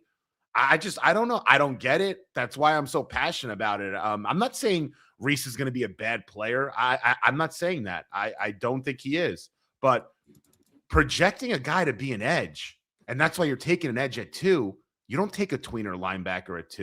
You don't. Why do you think Dane Brugler has him as the number 1 overall player on his board, though? Well, I think Dane looks at every measurable imaginable. I think Dane looks at everything that they can do. And I think then he's projecting certain things. But just because your body of work is saying as to like what you could be, that you're a potential edge or whatever, doesn't mean that's easier said than done, man. I also, Jake, I said this before, I don't really care what these analysts like say online. I really like I'll use their stuff to maybe, you know, educate myself a bit more. But like I've been doing this a while myself, you know, not to be arrogant, but I think we all have our own eyes. If Brugler says something, I could disagree. We could go back to Brugler's top 10 last year or 2 years ago. I'm sure there's been misses. Everyone has misses. Listen, Reese, I think I want, if we're drafting Reese, let's just say, I want him to play linebacker. Later, if you want to flirt with him being an edge in year 2 or 3, that's fine. If they draft Reese just to be an edge, and why do you think Reese is doing all these edge drills? Reese has spoken publicly about, I'm learning how to pass rush. I'm going to be an edge. Why? So you could get drafted too? You can make more money? No one's talking about that, right? And like the clip of him online saying, I didn't know what I was doing there. That's not really like a badge of honor to bring up. I mean, like, I think it is. And then it's like he's already really good at this and he hasn't really been coached to do it yet. Now he's going to be coached to do it. He's going to be awesome. Yeah, but Jake, a lot of edge rushing is instinctive. Like he's got the instincts though. That was the whole point of the clip. He instinctually knew to do that. Yeah, but if you're putting together a plan now, like if you're trying to figure out how to put together a plan now, like that's why he has Carl Dunbar to help him put together said plan. Yeah, I mean, he's going to have to get a pass rush plan over and over, and it's got to be to a point where it is a little bit instinctive, like you're instinctively doing that. I don't know, man. It's with Reese. Let's play it. Oh, well, some of the chat probably haven't seen this. This is the clip that we're referring to. Arvell Reese breaking down film with ESPN's Benjamin Solak. Your fastest play all year? Yeah, let me see that. Literally, like, I didn't even have a name for what I just did. Max speed was 18.8. No, like, literally, like, even when I did this, I didn't even have a name for what I just did. But now that I'm working on pass rusher right now and studying everything, I'm realizing right here I showed power, which made him shoot his hands, and then that's when I threw the cross chop. Yeah, it's the ability to dig those toes in there, right? Look at that shin angle. That's where your knee is. And now with your toes and your knees pointed to the quarterback, you can really flatten this thing. Right? We're glazing this guy. We're glazing this guy a little hard here. Quarterback hit here. Can I use that word? I've never used that word before. Out the blue, like never. We're glazing Reese a little bit Never really hard. did this. I did a couple times in practice, but never really like perfected this move to just go out there and do it. But yeah, that's what this is right here, that cross chop. Looks like the number 2 pick in the draft today, Frankie. Are you that impressed by a clip like that? I do think edges have. I mean, I get how fast he is and strong. But that's the appeal of him. He's a freak. I understand. I'm talking as a pass rusher purely. Like I'm not talking about him as I have. There's a clip. I've had clips I've posted of Reese about him. Just there's nobody better in space. I think maybe Styles is contender. getting to a back or a quarterback scrambling outside the pocket. Nobody's as good as Reese and Styles in that department. Reese specifically with spying quarterbacks, nobody's better. Would you say nobody out-pizzas the hut as well? I can't hear you. You can't hear me? Ironically. Can you hear me? You can't hear me all of a sudden? Hold on. Wow, bad timing. Good job. I could hear the max drop, but I can't hear you. Do you hear me now? Can you hear me? No, hold on. Hello? Oh my God. Some super chats while we wait for the return of Frankie V. Reptar says, no hedging your bets now, Potato Head. Pick a path. By the way, uSTADIUM draft party. Going to be insane. Fireman Ed will be there. I was talking with him about it. You guys have a great time. Anyone going to that? Anyone going to Pittsburgh? We got our draft party. So big things for the Jet fan base. With the Jets having 2 picks on night 1. Reptar says, talked your ear off and 100% was right about last year. Yes, but when the Jets were 0-2, I was not rooting for them to lose their remaining games. Like that was you were telling me that they should just lose every game, get rid of Glenn. And I'm like, it's 2 games in. I don't feel good about it, but I'm not going to sit here and say that he can't be a good coach. At this point, I don't think he will be. So you were right, Reptar, but you were 2 games into it. I couldn't agree with you that it's best for the Jets to finish 0-17 at that point. Frankie, do you hear me? Yeah, I do. What's going on with StreamYard in that? It's like once you hit like a certain amount of time, it's like, I don't know. Does anyone out pizza the hut is what I asked you before I lost you there. No. Except Reptar does. Reptar. Black Gypsy says, your board has a whole bunch of lines through player names. It changes every day. When is the Tanky V top 10 coming out? 2 days. Wednesday. Let's go. Wednesday, my big board will be out. I'll say this: Arvo Reese will be in the top 10. All right, so I'll have him in the top 10. I don't want to offend anybody out there, so I'll have him in the top. But I'll have him similarly like where people that have Reese, like there's a second player and Bailey as 10. I'll probably have something similar. I'll have Bailey at like 3 or 4, and I'll have Reese at like 9 or 10. I don't know what position the guy plays, so it's tough for me to linebackers. And again, I hate bringing this stat up. I cannot get over the fact that he never forced a fumble once. Like he never got in there, punched the ball out, never ripped the ball out, never got an interception. Like, don't you want your linebackers to do that? He played linebacker a ton. Jacob Rodriguez had 4 interceptions last year. Jacob Rodriguez had close to 10 forced fumbles at Texas Tech. Like, Reese never had 1. You can't get in there once. Like, that's the kind of players I want. Like, but if you're going to project him to be a different kind of edge on the Micah Parsons trajectory, I can't tell you that'll never happen. Who the hell am I? But that's my only worry, Jake, with him is like when he played linebacker, he wasn't disruptive enough for my liking because he didn't force any turnovers, 0. His last 6 games, he had 1 TFL, 1. He'll fit right in with the Jets. That is true. Rory McIlroy has won 2 Masters since the Jets have had their last interception. Dude, when I saw that, I'm like, this is ridiculous. Can you believe that? This is why if the Jets are ever good, we are all going to be insufferable. There is so much payback that is coming if the Jets are ever good. Because we're just minding our business yesterday. Some of you were watching the Masters, and then all of a sudden, here are the Jets being attacked for no good reason in the offseason. Do you think Sleeper had that ready to go? Yes. Because they tweeted that exactly when it ended, right? Like immediately. Yeah. Like people, I wonder how many drafted tweets people just have with like Jet stuff like this. Sad. Reptar Mike says, yes, my frozen pizza from Cape Cod Cafe out pizzas the hut any day of the week. You still didn't pick a path. Don't be a bad bucko. I'm not rooting for them to go 0-17 on April 13th. I can't do it yet. I can't. Again, like do I think they're going to be good this year? No, but I'm not going to sit here and root for them to be god awful. Jake, let me ask you a question with 16 specifically. When do you think is the right time for the Jets to start inquiring about moving up? Because, are you waiting to see Carnell Tate? Is he going to go to Cleveland at 6 or the Giants at 5? and then you'd call Washington at 7. Is that kind of your thought process there? I'm having the deal ready to be made if Tate gets past Cleveland and is there at 7. Okay. So if he's there at 7, hey, Washington, here's 16 and 44. We're coming up and we're drafting Carnell Tate at 7. I leave night 1 with either Bailey and Tate or Reese and Tate, and I feel pretty good about that. What about if Washington counters and says we want 33 and That's too much. We'll give you a third in next year's draft or something like that? I wouldn't do it. I You wouldn't do wouldn't? it. That's A too much. third- What about a third in this year's draft? We go 16, 33. They don't have a third. That's why they would make this Washington deal. doesn't have a third. Correct. Yeah. What about New Orleans? Same kind of situation. Let's see where that. Like if we say we'll give you 16 and 33, which is a lot, by the way. I'm just throwing this out. And we get back 73. Yeah. And we still have 44. Yeah. And you get Tate. I might be open to that because then I still Yeah. would have 44 and 73 and 2 fourths. So I could package a fourth and a third, get back into the second if I wanted to.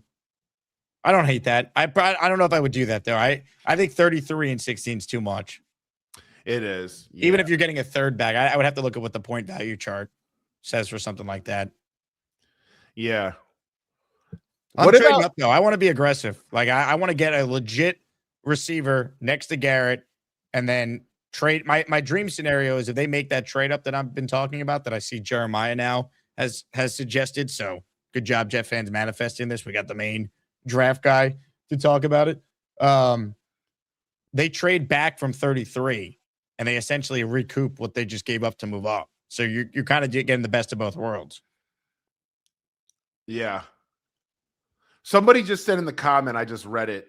Bailey had 0 forced fumbles in 24 and 23. In 24, David Bailey had 5 forced fumbles at Stanford, 5 in one season. That's more than Ruben Bane had his entire Miami career, just at Stanford. What are you talking about? Bailey had 10 forced fumbles. He didn't have 0 in 24. 2024, he had 5 forced fumbles. Yeah. 1 pass defense. He led the team in forced fumbles, sacks, and TFLs. And then this past year, he had 3 forced fumbles, 3 pass defenses, obviously 14 and a half sacks. He had 19 and a half TFLs this past year. 2024, he had 8 at Stanford. What do you have in 23? Forced fumbles? 2? 23, he had 0 forced fumbles. 0? He ended what, with 10 for his career? He ended with 10 forced fumbles, 4 pass defenses, 29 career sacks, 42 career tackles for a loss, 163 total tackles. People don't realize that's a big number, man.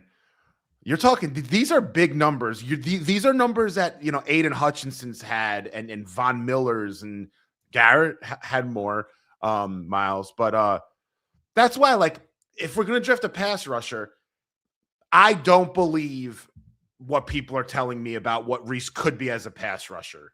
Everything else, I'm with you. Everything else as a pass rusher, I just don't buy it. That's the only difference here. The only difference in logic is everyone's buying it. And I think everyone's getting a little bit swayed from what's going on social media. I'm not saying you, Jake, but a lot of people are getting swayed by, the media hype around this guy. I've seen it before. I kind of take my head out of it. Sometimes, it's like telephone. Someone says something, then someone says something, and then it just keeps traveling. And if you're against it, you're like the enemy. It's like, whatever. You are the enemy. I was going to ask you, last thing I'll bring up, the Jets should think about if I don't know what's going on with this Breece Hall situation. There were people assuming he was going to get signed already to a long-term deal. They said after the draft. Yeah. With that said, I was going to ask you, do you look at running back at any point in this draft or just completely ignore? You have Braylon Allen coming back. You have Breece. Just forget it altogether. Would you take a swing on someone late? What round? 6th round? Yeah, I mean, if you took someone that late, I'm okay with it. They might not make the team, though. Yeah. Yeah, just something interesting because, I think this team, man, at some points talking about... We know you don't like Jeremiah Love. You think he stinks. Get out of here.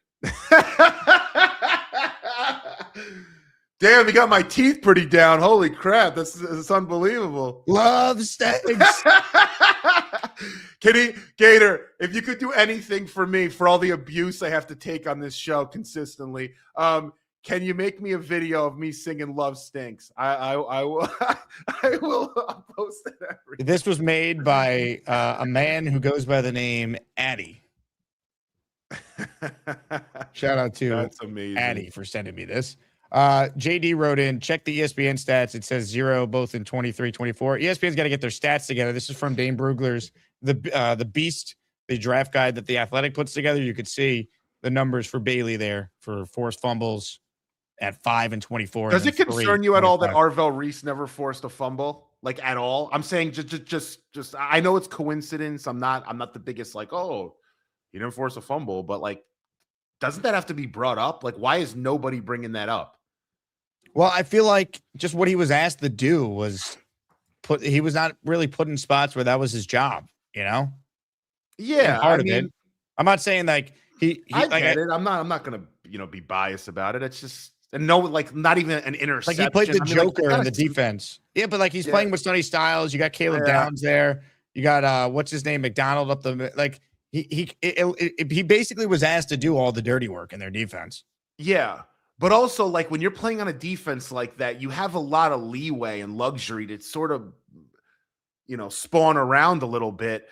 I don't know. Like, there's going to be more tip balls. There's going to be more opportunities with like guys like Caden Curry there, like getting sacks and stuff. I mean, forcing fumbles. You could scoop one up and score. I don't know. I think where I differ is I think there's something instinctual about, like, getting turnovers. Some guys just like see it and they do it. I don't know. I feel like Arvell Reese here would be like another, like kind of like a Sauce or like a Quinnen, a guy who like did very well on the PFF chart every week. He's rated an 82 or whatever. And like, Sauce's first 2 years, he was phenomenal. He was a first. Yeah. But you wanted the turnover stuff, right? We were always like, well, why can he get But it's different from a corner. If you're, yes. No, I'm just talking overall. Like, yeah. No. Yeah. And Quinnen's 2022 was as good of a defensive season as the Jets have had in their history. Yeah, He was the first team I just All-Pro. want like a game wrecker. I want somebody that's like a maniac, like just a complete psycho that is just causing havoc everywhere on defense. Like I get how fundamental and controlled Reese is and how good he is and how he uses his hands and his base. I get that. I'm not blinded, but like I kind of just want a maniac. And I feel like Bailey is that. I just think he's a maniac off the edge. I just think the guy's a psychopath. Like one last super chat here from Hennessy, then we'll let Tanky V run. I'll stay on for the remainder of your calls. Hennessy Heisman writes in again, Frankie's the Gary 3D of the Jake co-host that come on. Never wrong, can never change their mind. So Frank, what's your pick at 16? What do you mean never changed my mind? I changed my mind. I told Kaz I was maybe going to have Jadarian Price as my running back 1, and I've changed my mind. I have Jeremiah Love as running back 1. I changed my mind. My pick at 16, it's one of the 5. I'll make it 6 now. Jake's got me on Omar Cooper Jr., so I have 6 guys. I'll rank them in order. So I have Carnell Tate, Mekhi Lemon, Jordan Tyson, Vega Ioane, Kenyon Sadiq, Omar Cooper Jr. That's my board at 16. Those 6 guys. If any of those guys are there, just take them. If not, I don't know how that's possible. But if not, then you gotta look in other places. Frankie, when is the next Gangs All Here podcast? I think either tomorrow or Wednesday. We'll be doing something soon. Let's go. And our draft party. If anyone. If you want to meet me in person, I know some people might want to fight me in this community, but if anyone is in the Westchester area, you're not going out to Jake's event in Pittsburgh, which sounds awesome, Jake. McFadden's is a dope spot. If anyone's in Westchester, we're having Braylon Edwards and Kerry Rhodes. They're both going to be kind of emceeing, co-hosting an event that we're doing at Harrison Meadows Country Club in Westchester, New York, not too far from the city, literally a 35-minute ride. We have the whole course rented out, golf during the day, draft party at night. You don't have to do both. You don't have to golf if you want to party. And if you just want to golf, you could just do that also. So yeah, if anyone's, interested, DM uSTADIUM on Twitter or go to uSTADIUM.com. All the info's there. But yeah, it should be fun. And it'd be nice to meet some people in the community that I'm sure I'm just dying to meet me. Right. So people can't get enough of Tanky V. I'm telling you, you're a people's person. Am I? In a good way or a bad way? In a good way, yeah. Not many people could take jokes like you can, which I've always appreciated. Yeah, man, I've been getting. Oh man, I posted some the other day. I'm like, this is, dude. Gator's got to have a video. Oh, dude, that's one of my favorite scenes in like movie history too. I like love that scene. Just cracks me up. So it's like it's right up my alley. Frankie, all the love, my friend. Appreciate you hopping on. And we got one more appearance with you next week, right before this draft. I can't wait. Oh yeah, it's gonna be fun. Let's go. Ladies and gentlemen, Frankie V. Speaking of the draft party coming up.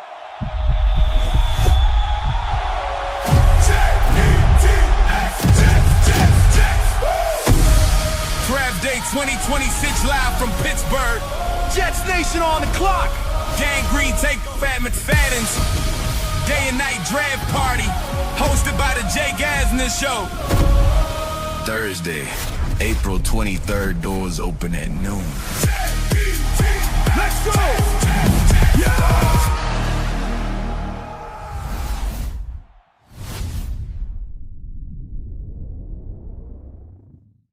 RSVP, if you're coming, I'm going to do a raffle for people that RSVP that are there. So we'll give people a chance to win several Jets-related items. I'm going to be doing a show during the day from the draft party, and then we'll do a show at night after the Jets make their picks. We'll be live to break it all down. Super chat from Bang Mateo, who says, Omar Cooper weakness, lacks top vertical speed, not an elite separator, smaller catch radius, slot guy, not a number one, and seems scheme dependent. So that's Bang Mateo's scouting report. This is the scouting report from Dane Brugler in The Beast. I'll pull it up, put it up on the screen here, and we all could read it together. Strengths, good-looking frame with a rocked-up definition in his arms and sturdy lower half, remarkable body control and balance as an athlete, hard runner to finish off because of his stronger lower base, has a knack for creating, number 4 among FBS receivers in 2025, with 27 forced missed tackles, big, strong hands to leap, contort, and pluck the ball anywhere outside his frame. See his game-winning catch for Penn State in 2025. Fearless, working into the teeth of coverage and secures while absorbing contact, leans on defenders and creates separation out of breaks, finds the ball in flight to show his route, accounted for 30 plays of 20-plus yards over the past 2 years, 29 catches, 1 rush. Physicality shows in his blocking, cross formation on the perimeter or as a lead blocker, tied Indiana record with 4 touchdown grabs in a single game. Weaknesses: route construction and pacing into his stem lack refinement, has some wiggle in releases and at the top of routes, but separating from NFL athletes will be different, finds the ball in flight, but will get in trouble using his body to finish deep targets. More than half of career receiving production came in this final season. Missed 2025 Big Ten championship game because of right ankle injury. Missed 3 games with high ankle sprain as a redshirt freshman in November 2023. Torn left ACL late in junior season of high school, November of 2020. And then the summary: a starter for 1.5 years at Indiana, Cooper worked primarily out of the slot, 83.3% of his snaps, in offensive coordinator Mike Shanahan's RPO-heavy scheme. After playing more of a complementary role in 2024, he was the team leader in targets, 91, catches, 69, and receiving yards, 937 for national champion Hoosiers and Heisman-winning quarterback Fernando Mendoza in 2025. His teammate Elijah Surratt was the only Power 4 pass catcher with more receiving touchdowns last season. Cooper will have his doubters because of the way he was used within the Indiana offense, but he checks the boxes with his play strength, athletic coordination, and competitiveness at the catch point. He opens a stride to create windows for his quarterback and shows a savvy awareness of his surroundings to secure the ball midair. He has a feel for creating with the ball in his hands and is both slippery and powerful because of his contact balance and strong core, which leaves tacklers falling off him. Overall, Cooper will be an attractive draft target for NFL teams that put high value on ball skills and run after the catch ability. He projects as an inside-outside receiver who could be weaponized when featured. Which scouting report do you like better? Bang Mateos or Dane Bruglers? I'm going with Dane Bruglers. Bang says 1/4 of Cooper's production came versus Indiana State. No thanks. That's just not true. But we appreciate you, Bang. I don't think there's a player the Jets could pick that Bang would actually like. So that's my thing. I like Omar Cooper Jr. My preference would be Carnell Tatum or Kyle Lemon. More of your calls. This guy is in action this afternoon. Can he pull off an upset against the big fella? AJF is next. Asmaniac Madness is underway. Make sure you vote to make your voice heard. I can tell you the chat is not in support of me pulling off an upset, but you know what? I don't care. I watched Brady Cook start how many games last season? I watched every second of my team lose to the Giants by 126 points. You know, I've been through it. But you know, I still sit there and fight. And regardless of the result, I'm gonna show up. I'm gonna make an effort. You know, and I'm excited regardless of what the result is. You know, we made it this far. I'm not gonna give up. You can't give up. Don't ever give up. No, I never will. I never will. Yeah, anything is possible. I don't know if you got the photo I sent you on Discord, but you know, anyone that votes for me, I will appreciate it. I need you now more than ever. But my actual Jets. So first of all, like Mad Max is only saying that we should draft Pavia for a reaction, right? There's no way he's serious. I mean, I would hope he's not serious, but he's also Mad Max. I mean, I guess he does really put them out in Max. But what is our plan with our O-line meant to be this year? Because I know that we lost both our guards. Well, they signed Parham, though. So they signed another starting guard in Dylan Parham from the Raiders. And do you think that they're just going to keep Tippmann at guard as well? I think their preference is to keep Tippmann at guard. It sounds like Tippmann's preference based on what reporters have said. Rich Samini said it on our collective show the other night that his preference is to remain a guard. That said, you could draft the best interior offensive lineman and shift that guy to one of the guard spots and play Tippmann back at center. You have that opportunity. Where do you think Tippmann plays his best football? People have debated this. I think he's good at a center and a guard. I think he would tell you he'd rather be a guard because, full disclosure, guards make more than centers. Yeah. What was he? I can't say. I followed his college career. Did he play center all throughout college, or he was a center in college? Yeah. Yeah. So if he does stay at guard, then what do you think that we're gonna draft a center, or just do we still have Josh Myers? Are they gonna run it back with him at center? Josh Myers right now would be the center. And are you happy with that? Would you look to draft a center in the draft, or how would you they could take a center? Yeah, if they took, we did a mock on my show with Dylan Terman the other day, and we took Pat Coogan from Indiana in day 3. Well, that's what I want. That's what I wanted to talk about. But yeah, I'm looking forward to tomorrow morning or this afternoon. What time is it in Australia right now? It is 2 a.m. And are you ready to do battle? I am. I'm ready. I'm ready for war. I've been ready. You can see it in the photo. It's definitely real. That photo is 100% real, by the way. I was there with all the kangaroos when that happened. So no AI used. I can tell you that. But yeah. Look at that hair. I do know things. Pat McAfee's tank top. This guy hates me for some reason. I don't know Pat why. McAfee's tank top is not a fan of Australians. He's not. But you know what? He can sit in his little hole and hate. You know, I'm not gonna tell him what to do. He can make his own decisions. He's a grown man, maybe. I don't know. But yeah, I don't really. I mean, I have noticed some people in the chat don't like me. I don't know what for, but you know, everyone's fair to their own opinions. If you ain't got haters, you ain't popping. Yeah, you know, that's what they say. They hate us because they ain't us. Big fella says, good luck, AJF. Good luck to you too, big fella. But if you could do me a favor and, you know, I mean, we talk about, you know, they spoke about Mendoza getting arrested to tank his draft stock. And obviously we spoke about the story that broke with, or you spoke about the story with Ruben Bain earlier on the show today. I wouldn't mind if Big Fella could call in and do me a favor and tank some of his stock for the matchup, because I'm going to need it. I'm going to need it. I'll tell you what, I don't know if that's possible, AJF, but you have to manifest greatness, and you're doing your best here. I appreciate the effort. You made it a lot farther than most had you. You're an 11th seed in the Sweet 16. That's pretty good.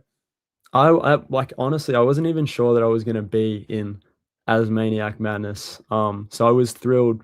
I was thrilled when I got to see it come out, because I went missing for a bit when I moved back to Australia, because I hadn't adjusted my sleep schedule to suit the show yet. But now I'm back. As soon as I saw my name in that bracket, I'm like, I got to lock in. And yeah, I am going back to Finland for a month or two later this year. So hopefully I will be watching every show, because I normally stay up late for this one and then sleep in during the morning. But I will be getting up early for the show tomorrow. This morning. 4 p.m. Eastern. I'm going live. The poll voting will probably start around 4:30 Eastern. Yeah, I'm looking forward to it. There's definitely a lot less pressure watching when you're not in it, but I like the pressure. I like taking it on. I hope that I can make it all the way. That's the goal. That's the goal. You never go in like it's like the Jets. For us as fans, we just want competency, but I don't think as an NFL team you ever go into a season not trying to win the Super Bowl. You know what I mean? So I'm gonna keep fighting. The big fella. I didn't in my bracket. I didn't even have myself going past Mad Max, to be honest. And I was able to pull that off. So anything can happen in Asmaniac Madness. I might need JQuest to use a few of his accounts if he's happy to. I think Gary will be voting for me, but if he is, I wouldn't mind your extra accounts either. So all the help I can get, I will take. Join the fight. It's free. Let's go. Australia Jet fan, we will see you this afternoon. Asmaniac Madness is underway. Make sure you vote to make your voice heard. Last chance to get in here. Enter the raffle if you haven't. We only had 5 memberships that were gifted before the show started from Rasta Dread. So if you want to make someone a channel member and enter the raffle, now's the time. Plus, new set of weekly prizes. We had our raffle on Saturday. Congrats again to our winners. Signed Darrelle Revis footballs. And look, talk about great Jet draft picks. Traded up for Revis. Revis, signed football. Prize 2. Garrett Wilson, signed helmet.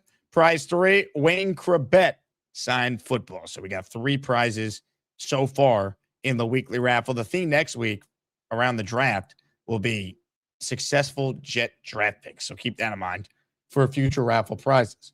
All right, let's get to a couple of your remaining calls here. Adam is too cool has been waiting the longest, and he is next. Adam is cool, although kind of basic. He claims he's too cool, though often quite basic. He makes great jet points, but looks a little basic. Adam is cool, too cool, but basic. Some would say generic. Hey, Jake, how's it going, man? Hello, Adam. So I think that the first 4 picks of this draft are going to be really interesting. We all know Mendoza's 1, but the 2, 3, 4 is going to dictate a ton.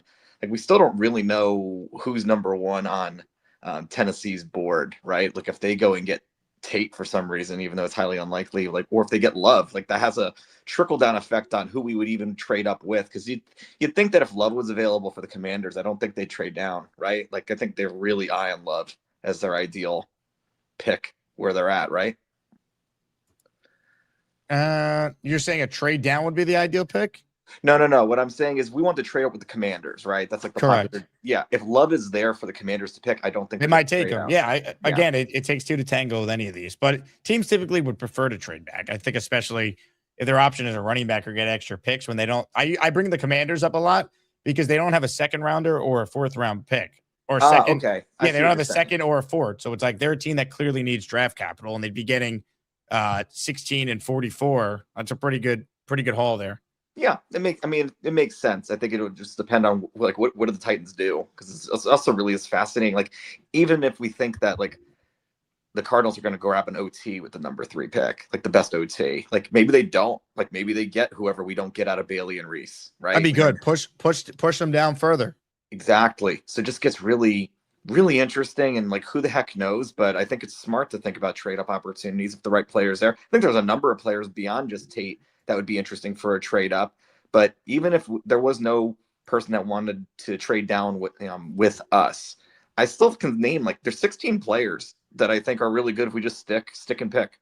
And I think we'd be really happy with it. I am of the mind that if one of the top 2 corners is available at 16, I think it's definitely worth a serious consideration. I know that's not sexy, but I still think we have a need at corner. And if there's a really elite corner, when you think about, the contract value of wide receivers, but like the contract value of corners is huge too. So with that 5th year for a good corner is worth something these days, especially at what we've seen in the market. So I think that we're sitting pretty at 16. I think 16 is a very attractive spot to be at. And if we want to trade down and get more value and get more capital, I also think that's good. So I'm excited to see what happens. I just think there's just so many dominoes to fall. There's nothing predictable about this draft at all. But in terms of where I stand, I think Reese is the way to go. When you look at the things that you can't teach, and the athletic ability and like the worst case scenario, I think Reese is the way to go. And I think Bailey's really, really good, but I think that you go for potential at 2 in that situation. And then one last thing, I wanted to scout the wide receivers for Indiana since it was brought up. The things that Indiana wide receivers are really good at was contested catches and that sort of elusivity. Cooper has a go-to move like Will McDonald has his spin move. So Will McDonald has that spin move. Omar Cooper, if you look at his tape, whenever he catches the ball, he does this like 1 yard step backwards to get people to miss. He doesn't like get people to miss in a straight line. He gets people to miss right after he catches the ball. He does some little like shake and bake at the catch. I don't know if that's going to work at the NFL level. I don't know if people are going to fall for it. I think that the defenses in the NFL are really smart. So we'll have to see. And then would you take him at 16 based on what you know about him? As a fan, yes, but I think you got to see who else is also available. I think there's going to be a lot. Let's say the 3 receivers are all the ones we've talked the most about. The quote unquote big 3 are all gone. I guess I don't know enough about Tyson's route running. Like, is Tyson known as a good route runner? Because we know he's got the separation. Yes, so he's known as a good route runner. I think you go with Tyson even with the injury history because he's got the separation. I think that as great as Cooper has performed, I think the NFL defenses are at a completely different level. But if you can run routes and you can still achieve the separation that Tyson has, I think Tyson's the way to go. And I think that's why people don't think he'll even be around at 16 because, again, the potential for him is there because he's got all the proven traits. So I probably understand Tyson over Cooper. But as a fan, I think Cooper's great. I think Cooper will be a really solid second wide receiver 2 or 3. I think Surratt is phenomenal too. I know he's under the radar, but any Indiana fan will tell you Surratt is really interesting too. And there's a lot of potential still there too. So that's my scouting report for the wide receivers for Indiana, in case anyone wants to know anything about that. But go check out the tape with Cooper. He does this really awesome, elusive step after catch, which causes a lot of the missed tackles. It's really fascinating. And then he gets the first down every time. That's the best part. Like once he gets that miss, he's to the pylon. It's awesome. Adam, excellent call. Take care. And here we go. Let's go. Good stuff there from Adam. Last chance here. I got a couple super chats I want to get. I did pull some film from the Athletics Beast breakdown on a bunch of the receivers. I wanted to see, though, if I have Cooper. Looks like I do. So here's a little film on Omar Cooper Jr. because we were just talking about him. For a solid 2024 season, Omar Cooper Jr. took the leap last year as part of Indiana's magical national title season. Cooper finished with 937 yards and 13 touchdowns, while flashing a very different deployment than he did the prior year. As a redshirt sophomore, Cooper took less than 10% of his snaps outside and finished the season with an average depth of target of 16 yards. Only a handful of receivers in college football averaged more than Cooper's 21.2 yards per catch that year. But last season, Cooper transitioned from big play specialist to slot demon. Cooper took more than 80% of his snaps inside last year, and finished with an ADOT of less than 10 yards. This reshaped role provided a window into the type of usage that will likely suit him best as a pro. Let's take a look at how that package shows up. Take this play from Indiana's win over Miami in the national title game. Initially lined up in the slot, Cooper takes a glance in breaker over the middle and deftly throttles down in the soft spot in zone coverage. After snagging the ball, Cooper immediately shrugs off the first tackle before transforming into a runner and gobbling up yards after the catch. He finishes it all off by dragging the final defender another 4 yards before he's finally pulled down. With the amount of zone and shell coverage being played around the NFL, this type of skill set has become exceedingly important in recent years. A hard-nosed receiver who can turn a 9-yard catch into a 25-yard gain has very real value against modern defenses. And those types of plays are all over Cooper's tape. The most apt comparison for Cooper feels like a slightly altered version of DJ Moore, for a couple of reasons. Cooper's most translatable ability is probably what he can do with the ball in his hands, and that's where Moore has done some of his best work over the past few years. But Moore isn't just a zone-beating yak guy in the same way Cooper is. Cooper's skill set and history suggest that he'd be able to survive on the outside, despite relative issues with press coverage, similar to DJ Moore. I like the player. It's going to be a question of, do the Jets like him enough to take him at 16? Again, news, if you're just joining us, Omar Cooper Jr. taking a visit today with the Jets, so one of their top 30 visits. This was reported by Jordan Reed earlier. We led the show talking about that with Frankie V earlier on. All right, got time for one more call. Now, we heard from the champ earlier, but is his brother joining him for this call? What is happening here? Hit it. The only thing worse than the New York Jets is cheap-ass shoes and head coach blues. At least we got Muji and some first-round picks. Jake, my brother, I'm trying to get hype, but this team sucks, and Joe Bonesy needs me to sell new flippers to this fat dumpster fire. The return of Bonesy. What is this? I just wanted to say my jet take for today, because I didn't get to give a jet take. I also wanted to say, if Australian Jets fan can find an Aussie fella who's bigger than the big fella, and he can go outside at night and get this Aussie big fella to eat McDonald's in the helmet at night, I will round up all of my secret bootlickers, Jets Johnny and Jay Quest with, me and Jay Quest. We do it together. We have like 150 accounts together. We have no lives. We have all this time to just make these accounts. So we will get the heads together and we will vote for you, Australian Jets fans. So I need a big Aussie, McDonald's, Jets helmet at night. And you got us. All right. You got us, baby. My Jets point is really, I personally, when I watched all that college football last year with Mendoza, I liked Wrecker the best, and he didn't even come out. That was the wide receiver I would have wanted. Give me that big receiver going up every time in the big moments. I like Cooper. He's solid to me. I heard what Adam just said about him. The only thing I don't fully agree with it being just all about, the yak and running through people and stuff, because we've already gone through that with like Corley and players like that, where it's just like, oh, these guys are going to come in and just like run people over, and it doesn't translate. So I wouldn't want Cooper at 16 personally. I'd rather get him in the second, or, trade back into the first if you really wanted him, but he is in our Jets top 30. So the Jets have interest. But I'm really more interested to see if we could, mind F somebody to want to trade up to 2 for Love. Like if we can get like the G-men or one of these guys who just are looking at like they want a dynamic offensive player, we're a week away and it's going to get even heavier. That's my personal dream. Just so we don't have to make it easier decision. We could recoup like what the Browns did last year. Like that trade was amazing. Even though they got Graham, who's he hasn't like.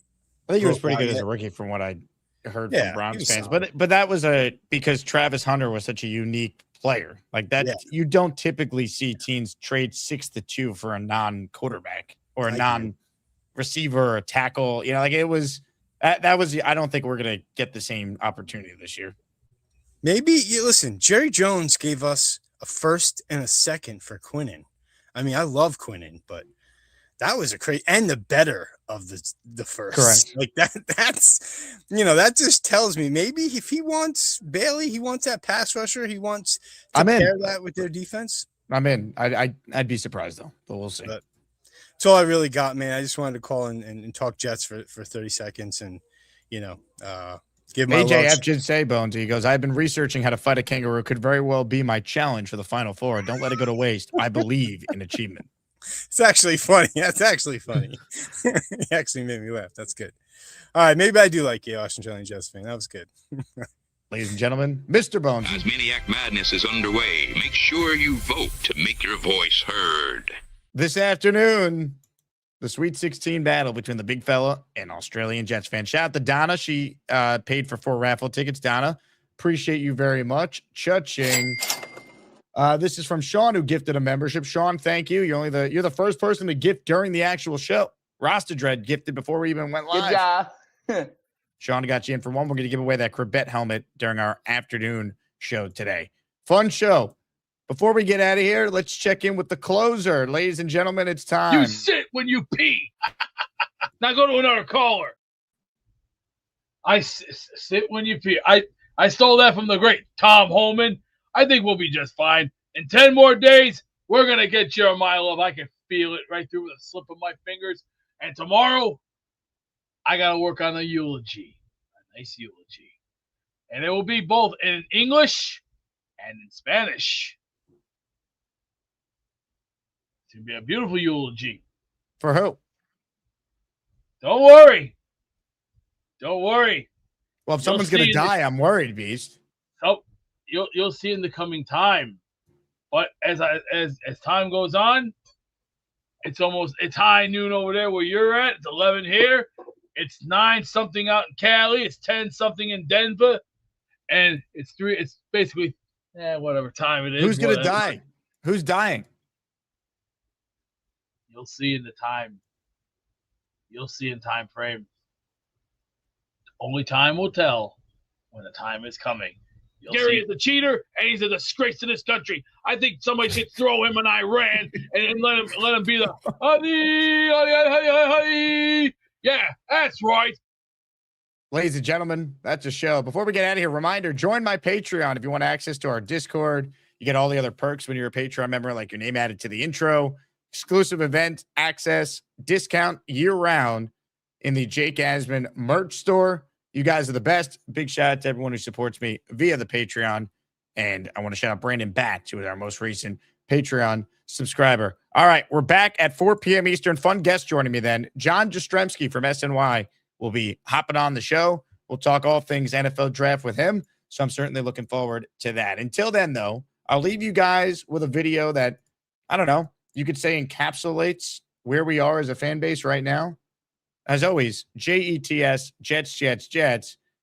Hit it. You said people walked on the moon, correct? Yeah. Prove your claim. It's not my claim, it's history's claim. You're an ignorant person. I was there. I know it went on. You were on the moon? You just don't believe it. Give me the evidence that people walked on the moon. You don't make any sense. All I've asked you for is evidence. You don't believe in achievement. This is irrational. You're acting like an irate 5-year-old. Listen to me, big mouth. Dave Riggin, walk like a man. It's not my claim. It's not my burden. You said you went to college. They teach you nothing? Shut up. Don't tell me to shut up. This is ridiculous. You're ridiculous. You can't have a rational conversation. You can't shut your mouth What's for 5 rational? seconds. You're just a denier. How does me knowing the name of the 3 people who died on the Apollo prove that people walked on the moon? That itself doesn't prove it, no. Prove your claim that people walked on the moon. Men don't die for no reason at all. How does men don't die for no reason prove that people walked on the moon? Your evidence is that you were alive when someone claimed to have walked on the moon. I was living then, yes. What does that prove? I believe in achievement. I believe in a space program. You believe in achievement. Therefore, people walked on the moon. That's your argument? I believe people didn't lie to us like you. I believe in achievement. Therefore, people walked on the moon? Go read the history. Go look at films. I have books. Then this should be easy for you. Prove that people walked on the moon. You've done all the research. This should be easy. It's not my burden. Buzz Aldrin, in his mind, had to calculate the exact landing. You believe it was a cover-up? I don't believe the claim that people walked on the moon. That's it. I have to prove history, but you don't have to prove anything. Go take some more headshots. You need some.